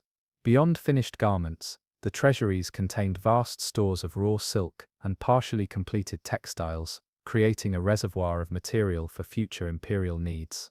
The soft whisper of these precious fabrics being carefully unfolded during rare inspections, the gentle sheen that seemed to capture and transform light in the treasury rooms, and the subtle fragrances of the specialized herbs used to protect these organic treasures from insects, created a sensory experience of extraordinary refinement. Books and documents constituted some of the most culturally valuable portions of the imperial collections, with the palace libraries housing texts of immense historical, philosophical, and literary significance. Complete copies of the Confucian classics, histories of previous dynasties, encyclopedias commissioned by various emperors, and poetry collections representing the finest literary achievements of Chinese civilization filled specially designed storage cabinets in secure climate-controlled rooms. Many of these works existed in multiple copies to prevent loss through fire or other disaster, with the most precious texts sometimes reproduced in specialized formats, such as jade tablets or gold leaf printing, that would survive even catastrophic damage to paper versions.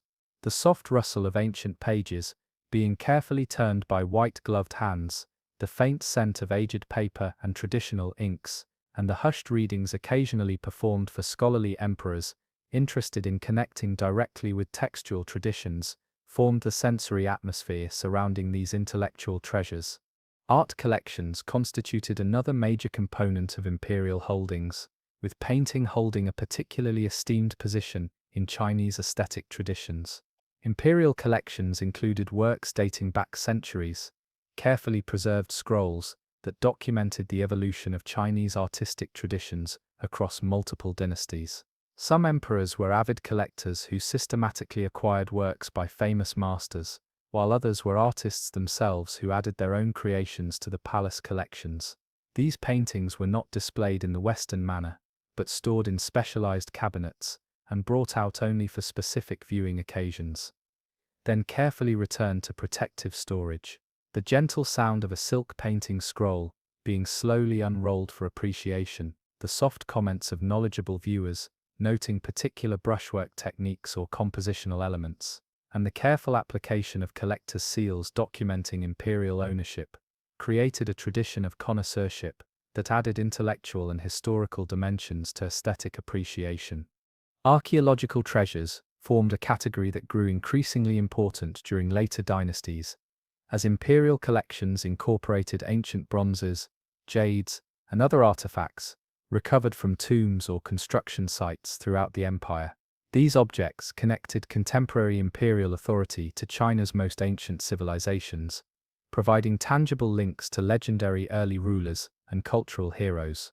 Some emperors, particularly during the Qing dynasty, developed sophisticated archaeological interests and commissioned systematic studies of ancient artifacts, creating early forms of historical archaeology under imperial patronage.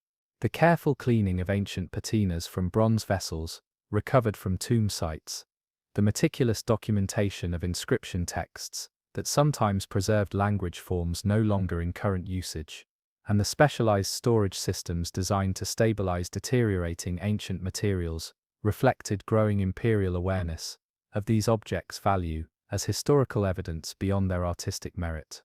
Foreign tributes formed a distinctive category within imperial collections, with objects received from tributary states and foreign diplomatic missions carefully preserved as evidence of the empire's international relationships and prestige. These items, ranging from Southeast Asian spices to European mechanical clocks, from Central Asian horses to Japanese swords, represented the vast geographical reach of Chinese influence and the diverse cultures that acknowledged, at least diplomatically, the centrality of the Chinese emperor in their world order. Unlike locally produced treasures whose cultural contexts were thoroughly understood, these foreign objects often arrived with limited explanation, sometimes leading to creative misinterpretations of their significance or function within palace collections. The soft unwrapping of objects that had traveled thousands of miles to reach the imperial presence, the curious examination of unfamiliar materials or techniques by court specialists, and the careful documentation of the diplomatic circumstances surrounding each gift's presentation created a material record of China's complex engagement with the wider world. The physical security systems protecting these treasures represented significant achievements in themselves, combining technological innovation with administrative procedures designed to prevent theft or unauthorized access. Multiple lock systems requiring different keys held by separate officials, schedules that mandated regular inventories, conducted by teams of accountable specialists, and architectural features like false walls, hidden compartments, and strategically positioned guard posts created layered protection for imperial holdings. Beyond these physical measures, supernatural protection was also cultivated through the placement of protective talismans, the performance of periodic blessing rituals, and the careful orientation of storage facilities, according to feng shui principles believed to discourage harmful influences. The soft mechanical sounds of elaborate locking mechanisms being engaged, the careful verification of inventory, lists against actual holdings, and the quiet recitation of protective incantations by specialized ritual practitioners, all contributed to a comprehensive security system protecting treasures, considered fundamental to imperial legitimacy. The management of these vast collections involved sophisticated record-keeping systems that tracked not only current holdings, but the provenance and history of significant pieces. Court specialists maintained detailed registers documenting when and how objects entered imperial collections, noting previous owners, creation dates when known, and any significant events or imperial users associated with each piece.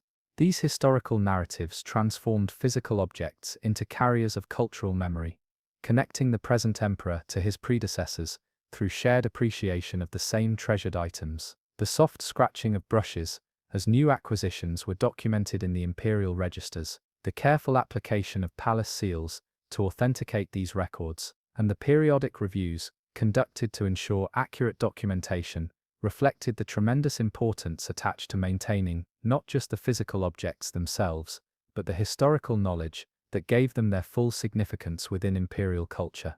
The magnificent architectural achievement of the Forbidden City represents far more than merely an impressive display of imperial wealth and power.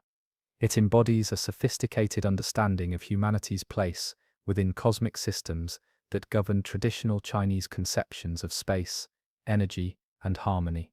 Every aspect of the palace complex, from its overall orientation to the smallest decorative details, was designed according to principles of feng shui, the ancient Chinese art of aligning buildings with what were believed to be the invisible forces that bind the universe together.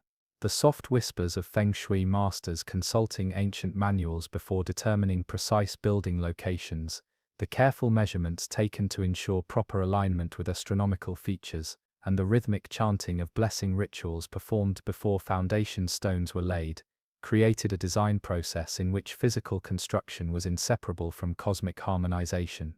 The very location of the Forbidden City within Beijing was selected according to these principles, with natural and geographic features playing crucial roles in site determination. To the north lies Jingshan, Coal Hill, an artificial mountain created from the earth, excavated when digging the palace moats and nearby lakes. This prominent feature was not merely decorative, but served as protection against harmful energies believed to flow from the north, traditionally associated with cold, darkness, and potential invasion. To the south, considered the direction of brightness and vitality, the vast open space of Tiananmen Square allowed beneficial energy to flow unimpeded toward the imperial residence. The gentle rustling of trees on the northern hill, the soft flowing of water in the moats and lakes surrounding the complex, and the open sky above the southern approach all created a natural environment believed to cradle the palace in a perfect balance of protective and nurturing elements. Cardinal directions held profound significance in traditional Chinese cosmology, with each direction associated with specific elements, colors, seasons, and spiritual beings. The Forbidden City's precise north-south orientation aligned the complex with the celestial pole star, Polaris, around which all other stars appeared to rotate in the night sky. This astronomical alignment created a symbolic parallel between the emperor at the center of his earthly domain and the pole star at the center of the celestial sphere. When the emperor sat facing south on his throne, he physically embodied this cosmic pattern, receiving the bright, yang energy of the southern direction, while the pole star remained symbolically above and behind him, anchoring his authority in celestial stability. The soft glow of the pole star visible from specific palace locations on clear nights. The careful adjustment of building alignments to achieve perfect cardinal orientation, and the precisely measured shadows cast by specially placed gnomons during solstices and equinoxes, all confirmed the complex's harmonious integration with these cosmic directional energies. Water features played a crucial role in the feng shui design of the Forbidden City, with moats and artificial waterways strategically positioned to attract positive energy, qi while deflecting negative influences. According to traditional principles, Water attracts and channels qi with gently flowing water, bringing beneficial energy, and stagnant water, potentially harboring harmful forces. The palace moat system was carefully designed to create smooth, graceful flows that would gather auspicious influences and direct them toward the imperial center. Decorative water features within the complex itself, such as the golden water bridges along the central axis, similarly guided beneficial energy flows through the ceremonial spaces. The gentle lapping of water against stone embankments, the soft gurgle of narrow channels directing flow between larger bodies of water, and the almost imperceptible movement of water through carefully designed sluice systems, all created a liquid network, believed to nourish the palace with vital energy while washing away potential harms. Mountain and earth formations, both natural and artificial, formed another key element in the palace's feng shui design. The concept of the black turtle, a protective formation to the north, the azure dragon, an auspicious elevation to the east, the white tiger, a balancing formation to the west, and the vermilion bird, an open space to the south, guided the overall relationship between the palace and its surrounding terrain. Where natural features did not perfectly fulfill these requirements, landscape modifications were undertaken to create the ideal configuration. The soft contours of artificial hills created to perfect the site's geomantic properties, the carefully selected rocks placed to represent miniature mountain ranges within garden spaces, and the precisely calculated elevations of various terraces and platforms throughout the complex, all contributed to a three-dimensional energy landscape designed to gather and concentrate beneficial influences around the imperial center. The central axis running north-south through the Forbidden City represented the most important energy channel in the entire design, a spiritual spine connecting the major ceremonial spaces and reinforcing the cosmic order through physical alignment. This axis begins at the Meridian Gate in the south, passes through the major ceremonial halls, continues through the residential quarters, and extends beyond the palace walls to structures further north.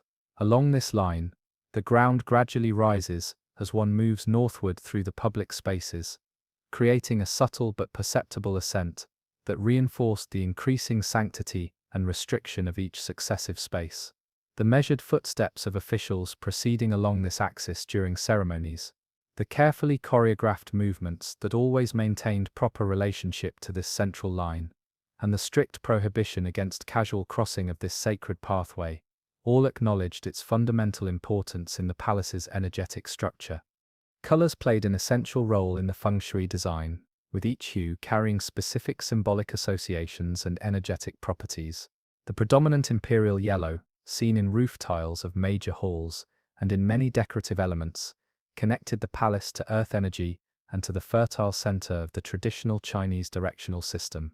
Red walls symbolized good fortune and served as protection against malevolent forces, while also representing the fire element that brought warmth and transformation.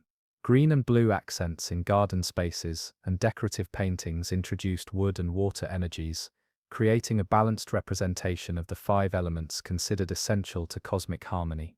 The soft glow of these carefully selected colors catching the morning light, the subtle variations in shade that responded to changing weather and seasons, and the careful maintenance of these color schemes, through regular repainting, all maintained the precise chromatic balance believed necessary for optimal energy flow.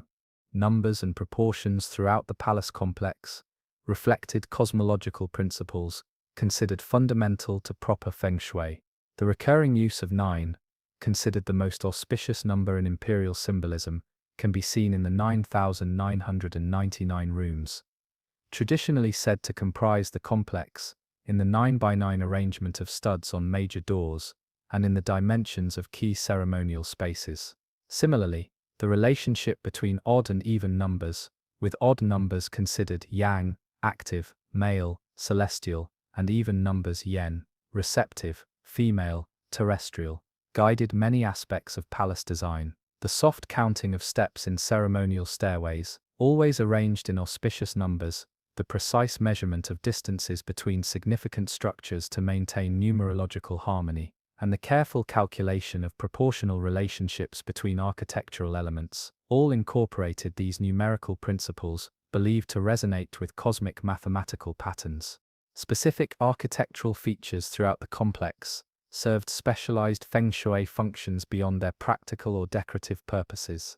The high thresholds at doorways, requiring visitors to lift their feet consciously when entering new spaces, served to block negative energy from flowing between rooms, while also creating a physical reminder of the transition between different energetic zones.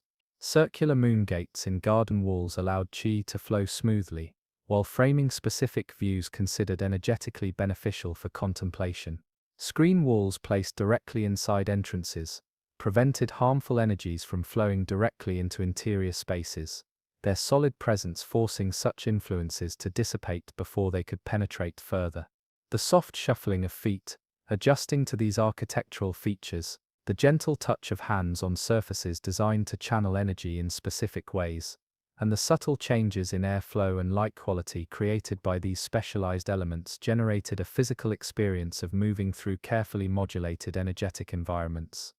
The placement and design of buildings within the complex followed feng shui principles regarding the proper relationship between structures and their functions.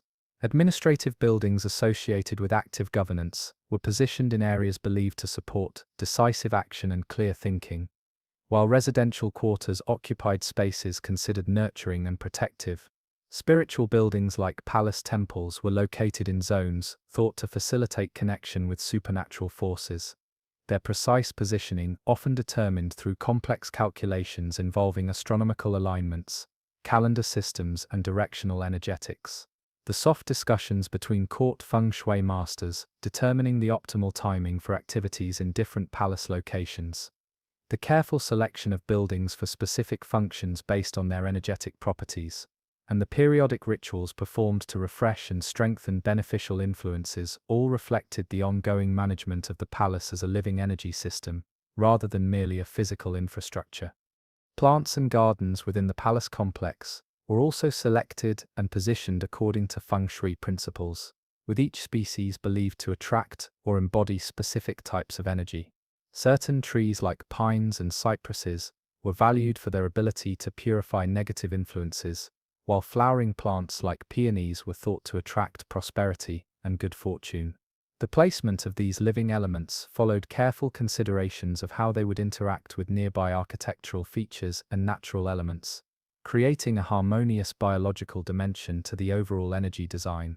The soft rustle of carefully selected trees responding to winds from different directions, the gentle wafting of specific floral scents believed to enhance mental clarity or emotional well-being, and the strategic positioning of plants with different seasonal cycles to maintain energetic balance throughout the year, created a living component of the palace's feng shui system that responded dynamically to changing conditions. Perhaps most fascinating was the temporal dimension of the palace's feng shui design, the understanding that energetic relationships were not static, but evolved through time in cycles that needed to be anticipated and accommodated. Different sections of the palace might be considered more or less auspicious for specific activities, depending on the season, the positions of certain stars, or the phase of the Chinese calendar. Court, astrologers, and feng shui masters would issue regular guidance about which spaces should be used or avoided for important functions, with the emperor's movements through the complex often determined by these energetic considerations rather than merely practical concerns. The soft consultations between specialists calculating these temporal energy patterns, the careful scheduling of imperial activities to align with auspicious times and locations, and the ongoing adjustments made to maintain harmony between palace spaces and cosmic cycles reflected a sophisticated four-dimensional approach to environmental design that integrated space and time into a unified system of energetic management. Behind the magnificent facades and ceremonial splendor of the Forbidden City lurked the constant shadow of potential violence, the ever-present threat of assassination that accompanied absolute power throughout human history. The Son of Heaven, despite his elevated position and claims to divine sanction, remained a mortal man vulnerable to determined attackers, particularly those operating within the palace system itself. This reality necessitated elaborate security measures that operated on multiple levels, from physical barriers to ceremonial protocols to intelligence networks, creating a comprehensive protection system that shaped daily life throughout the imperial residence. The soft footfalls of palace guards making their regular rounds, the careful scrutiny of every item entering the emperor's presence, and the constant background vigilance that characterized palace operations all testified to the serious attention paid to preserving the emperor's physical safety amid the complex dangers of court politics. The most dramatic assassination attempts in Chinese imperial history often emerged not from external enemies, but from within the complex web of palace relationships. During the Ming Dynasty, the Jianwen emperor may have lost his life during a palace coup orchestrated by his uncle, who would become the Yongle emperor and order the construction of the Forbidden City. In the Qing era, the Jian emperor narrowly survived an attack by members of a secret society who had infiltrated the palace complex disguised as traveling performers. These historical precedents remained vivid in institutional memory, informing the continuing evolution of security protocols designed to prevent similar incidents. The soft shuffling of archived records, being consulted by security officials researching previous breaches, the quiet adjustments made to protocols based on historical lessons, and the periodic security drills conducted to prepare for scenarios suggested by past attacks all reflected the palace's ongoing learning process in the field of imperial protection. Physical security began with the impressive architectural features visible to all visitors. The high vermilion walls surrounding the complex, the expansive moat creating a water barrier on all sides, and the massive gates controlled by elite guards. These obvious elements represented only the outermost layer of a much more sophisticated system. Within the walls, the palace complex was divided into increasingly restricted zones, with physical access points becoming more limited as one approached the emperor's personal quarters. Specialized gates, often featuring multiple sets of doors that prevented direct views into interior spaces, allowed for careful screening of all who sought entry to more sensitive areas. The soft creaking of massive wooden gates swinging open for authorized personnel, the measured pacing of guard rotations at strategic checkpoints, and the careful inspection of documentation and identity tokens at each transition point between security zones created a layered filtration system designed to catch potential threats at multiple stages. Imperial bodyguards formed an elite corps specifically trained and equipped for close protection of the emperor and key members of the imperial family. During the Ming Dynasty, these guards were typically drawn from the military, with specialized training in weapons and defensive tactics. The Qing Dynasty added another dimension by creating the Imperial Bodyguard Corps, largely from troops of proven Manchu ancestry, adding ethnic loyalty to professional obligation as a foundation for security service. These guards operated under special protocols, including the right to draw weapons in the emperor's presence, an extraordinary exception to the general prohibition against armed individuals near the sovereign. The soft leather of specialized boots, designed to allow silent movement, the careful positioning of guards to maintain optimal sightlines to potential approach routes, and the specialized hand signals used to communicate security concerns without disturbing ceremonial proceedings, all reflected the sophisticated professionalism of this protective service. Food security represented one of the most crucial and challenging aspects of imperial protection, as poisoning offered a potentially undetectable method of assassination that could be initiated far from the emperor's presence. Elaborate systems developed to secure the imperial diet, beginning with carefully controlled agricultural production on imperial estates, and continuing through specialized preparation facilities, where each step of food processing occurred under close supervision. The emperor's meals underwent multiple inspections before reaching his table, with dedicated food tasters sampling each dish immediately before imperial consumption. The soft clinking of specially marked imperial tableware that could supposedly detect certain poisons, the careful sequence of tasting procedures performed by officials willing to risk their lives to protect the sovereign, and the meticulous documentation of every individual involved in the food preparation process created a comprehensive system designed to eliminate opportunities for contamination. Personal security extended to the emperor's garments, living spaces, and even bodily waste products, all of which could potentially be used in magical attacks, according to traditional beliefs. Clothing worn by the emperor was carefully controlled from production through disposal, with worn garments, typically burned, rather than being permitted to leave the palace, where they might provide materials for malevolent rituals. Imperial bedding was changed according to strict protocols, with multiple inspections for concealed weapons or substances, before new materials were permitted to touch the imperial body. The soft rustle of attendants, carefully examining each layer of imperial bedding before it was approved for use, the methodical inspection of seams and linings in imperial garments, and the careful disposal of any materials that had contacted imperial bodily fluids, reflected security concerns that extended beyond physical protection to encompass supernatural dimensions of potential harm. Information security formed another crucial component of imperial protection, with careful controls on who could communicate what information to whom within the palace system. Official documents followed specified routing protocols depending on their sensitivity level, with the most restricted materials handled through specialized channels accessible only to specifically authorized individuals. Verbal communications about sensitive matters were conducted in designated secure spaces, sometimes using coded language or written notes that could be immediately destroyed after reading. The soft scratch of brushes writing encoded messages on specialized papers, the careful screening of messengers permitted to carry sensitive communications, and the designated secure discussion rooms where even whispers could not be overheard by unauthorized listeners all formed part of an information security system designed to prevent the coordination of potential threats against imperial safety. Intelligence gathering provided a proactive dimension to imperial security, with networks of informants operating throughout the palace complex and beyond, to identify potential threats before they materialized into actual attempts. During some periods, competing intelligence networks operated simultaneously under different authorities. Imperial bodyguards might maintain one information gathering system, while the eunuch service operated another, and official ministries yet a third.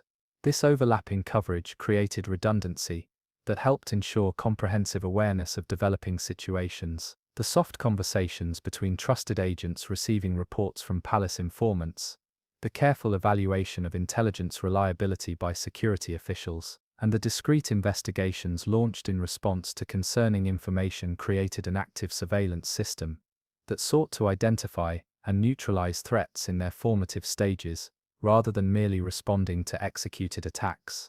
The psychological security strategies complemented physical measures, with elaborate court protocols designed in part to maintain an aura of imperial inaccessibility and unpredictability that discouraged potential attackers.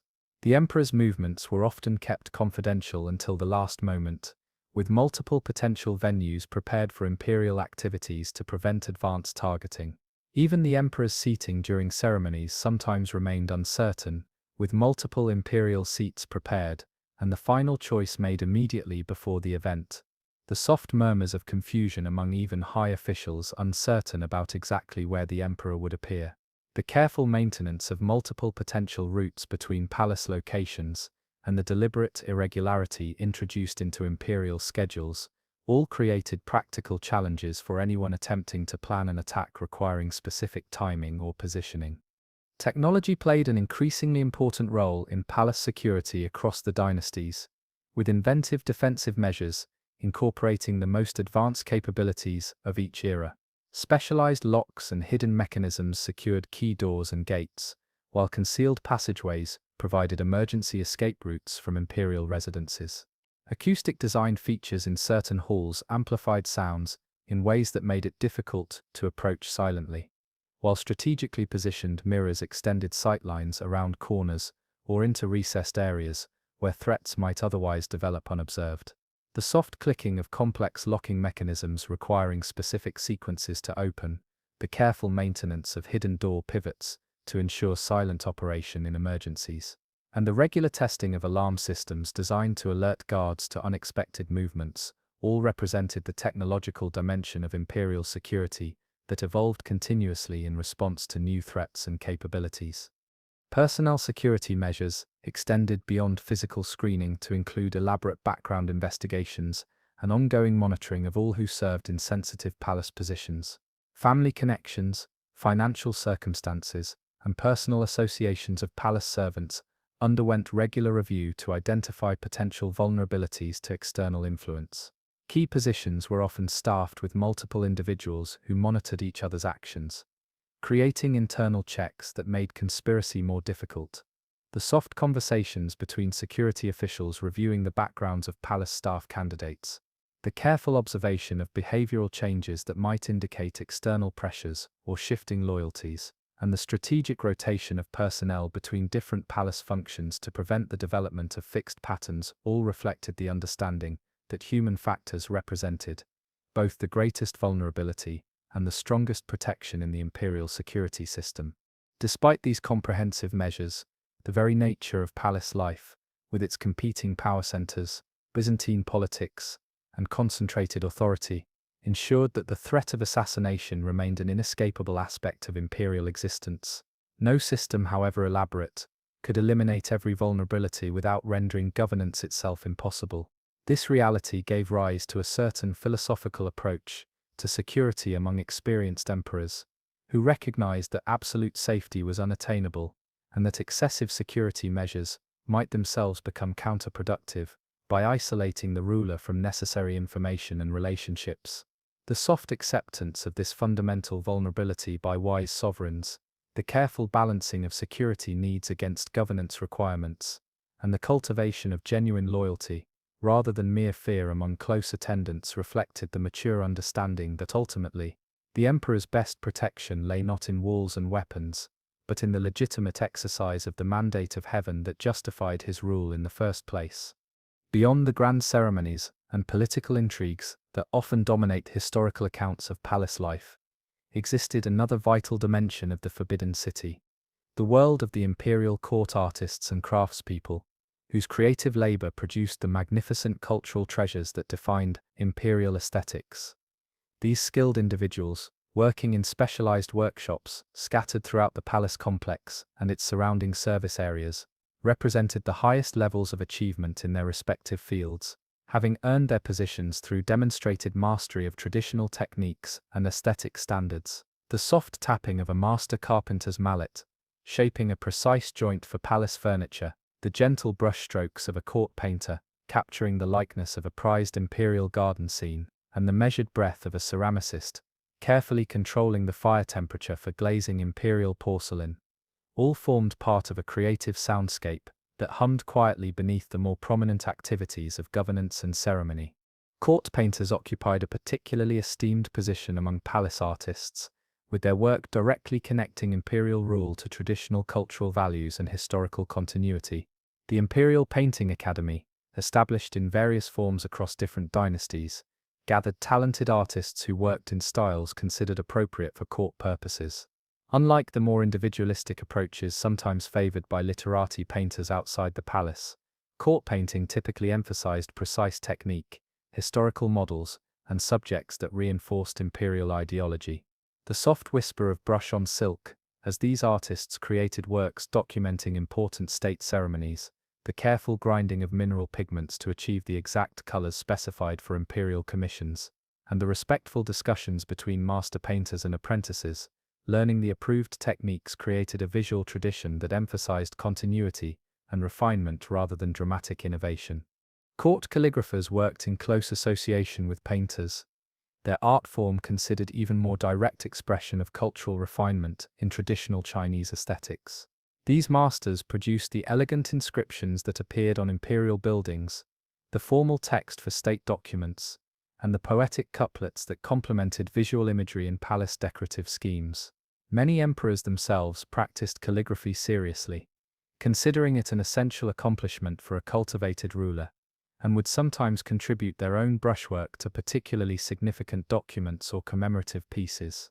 The soft rustling of paper, being carefully selected for its absorbency and texture, the meditative preparation of ink sticks being ground against stone wells to achieve perfect consistency, and the focused breath control of calligraphers preparing to execute decisive strokes that could not be corrected once committed to paper reflected the tremendous concentration and cultural knowledge embedded in this seemingly simple art form.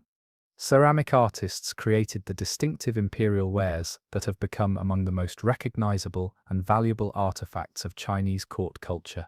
working primarily in kilns outside the palace itself. These specialists produced pieces specifically designed for palace use, with distinctive forms, colors, and decorative motifs that visually declared imperial ownership and taste. The famous Ming blue and white porcelain, the intricate polychrome wares of the Qing period, and the legendary monochrome glazes achieved at imperial kilns represented technical achievements that remained unmatched anywhere in the world for centuries. The soft patting of clay, being prepared to exactly the right consistency, the careful application of glaze using specialized brushes developed for specific effects, and the tense anticipation as kiln doors were opened after firing to reveal whether rare and difficult glazing effects had been successfully achieved, all formed part of a creative process that combined precise technical knowledge with artistic sensitivity. Textile artists produced the sumptuous silks, brocades, and embroideries that adorned both imperial persons and palace spaces. Court workshops housed specialists in weaving, dyeing, and embroidery techniques, with certain patterns and colors reserved exclusively for imperial use.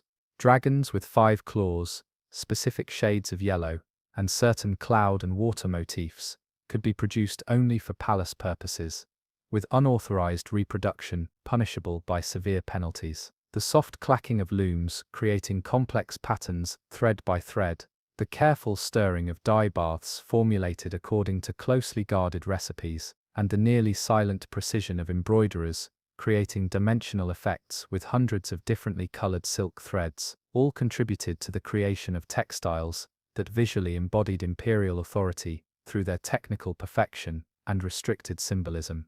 Woodworkers created the furnishings and architectural elements that defined palace interiors, working primarily with hardwoods selected for both practical durability and symbolic significance. Hongguali, Sitan, and Jichimu woods, prized for their beautiful grain patterns and structural stability, were crafted into the spare, elegant furniture forms preferred for imperial spaces.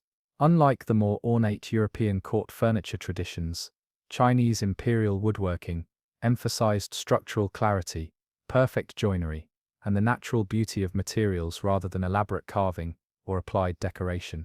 The soft scraping of planes, precisely leveling surfaces, the careful fitting of joinery that required no metal fasteners, and the rhythmic sanding that gradually revealed the deep luster of fine-grained wood, created functional art objects that embodied philosophical principles of harmony, integrity, and natural beauty central to Chinese aesthetic traditions. Metalworkers in palace workshops produced objects ranging from massive ceremonial vessels to delicate personal items for imperial use. Bronze casting techniques, refined over thousands of years, created ritual objects that connected contemporary court practices to ancient precedents, while gold and silversmithing created both practical and decorative items that reflected imperial wealth and taste. Specialized techniques like cloisonné enamelwork, which combined metalwork with glass-like colored elements, reached their highest development in imperial workshops, producing pieces for palace use and diplomatic gifts.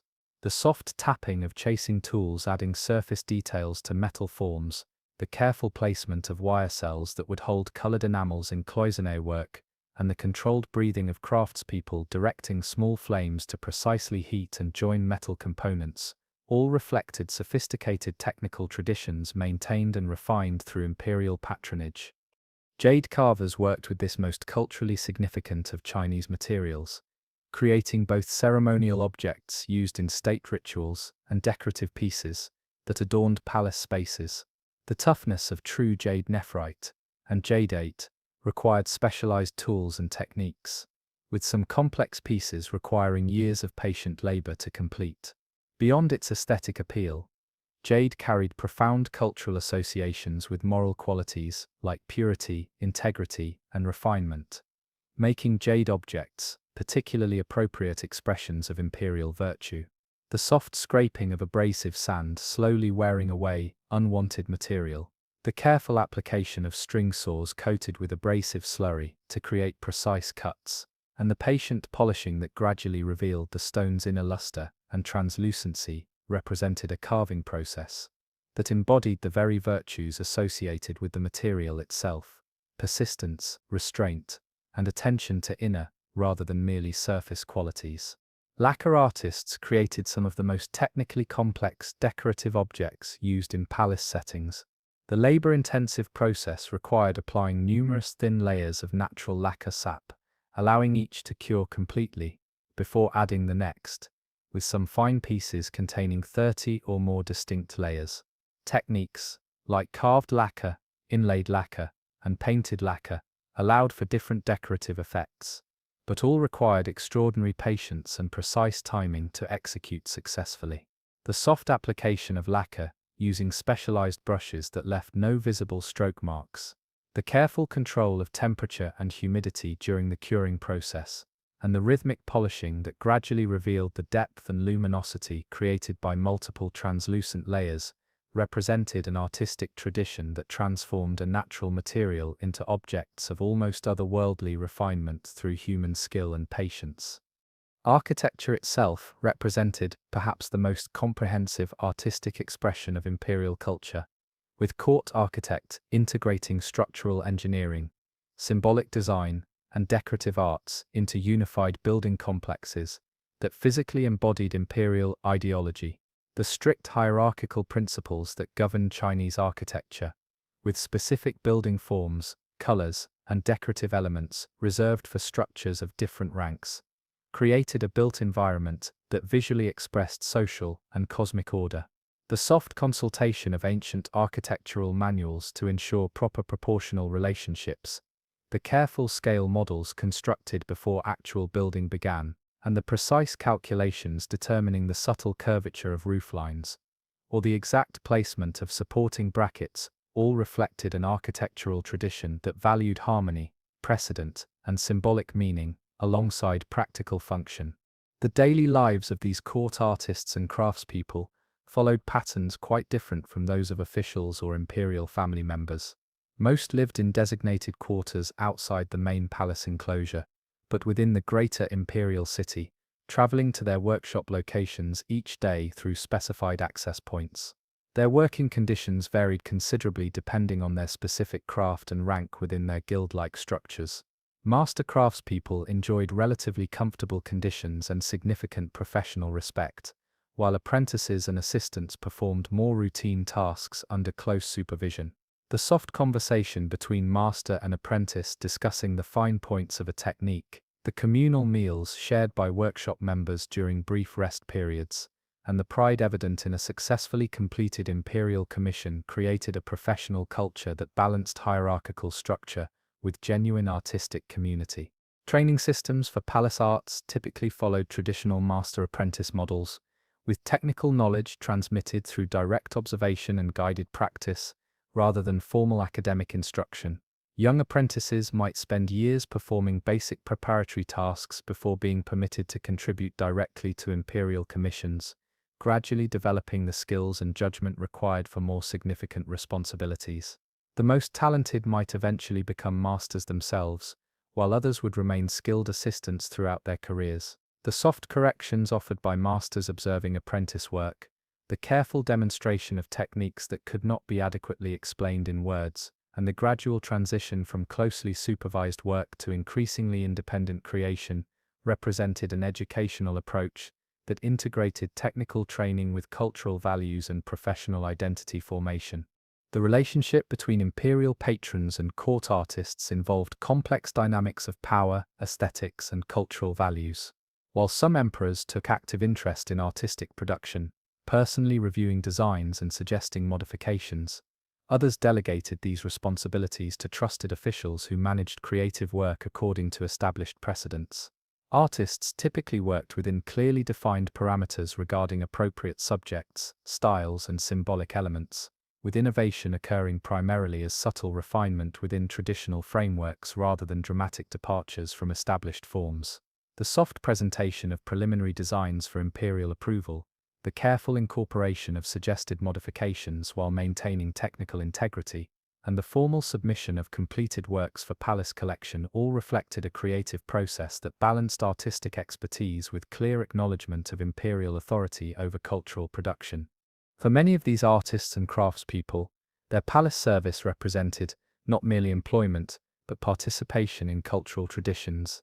They viewed as carrying profound significance beyond their personal careers. They saw themselves as links in chains of transmission, stretching back centuries or even millennia, preserving and refining techniques that connected contemporary imperial culture to its historical foundations. The soft pride evident in a craftsperson executing a technique documented in texts from dynasties long past, the careful attention to maintaining standards established by revered predecessors, and the serious responsibility felt in training the next generation to continue these traditions, all reflected a professional identity that transcended individual creativity to embrace a role as cultural custodian within a continuing imperial legacy.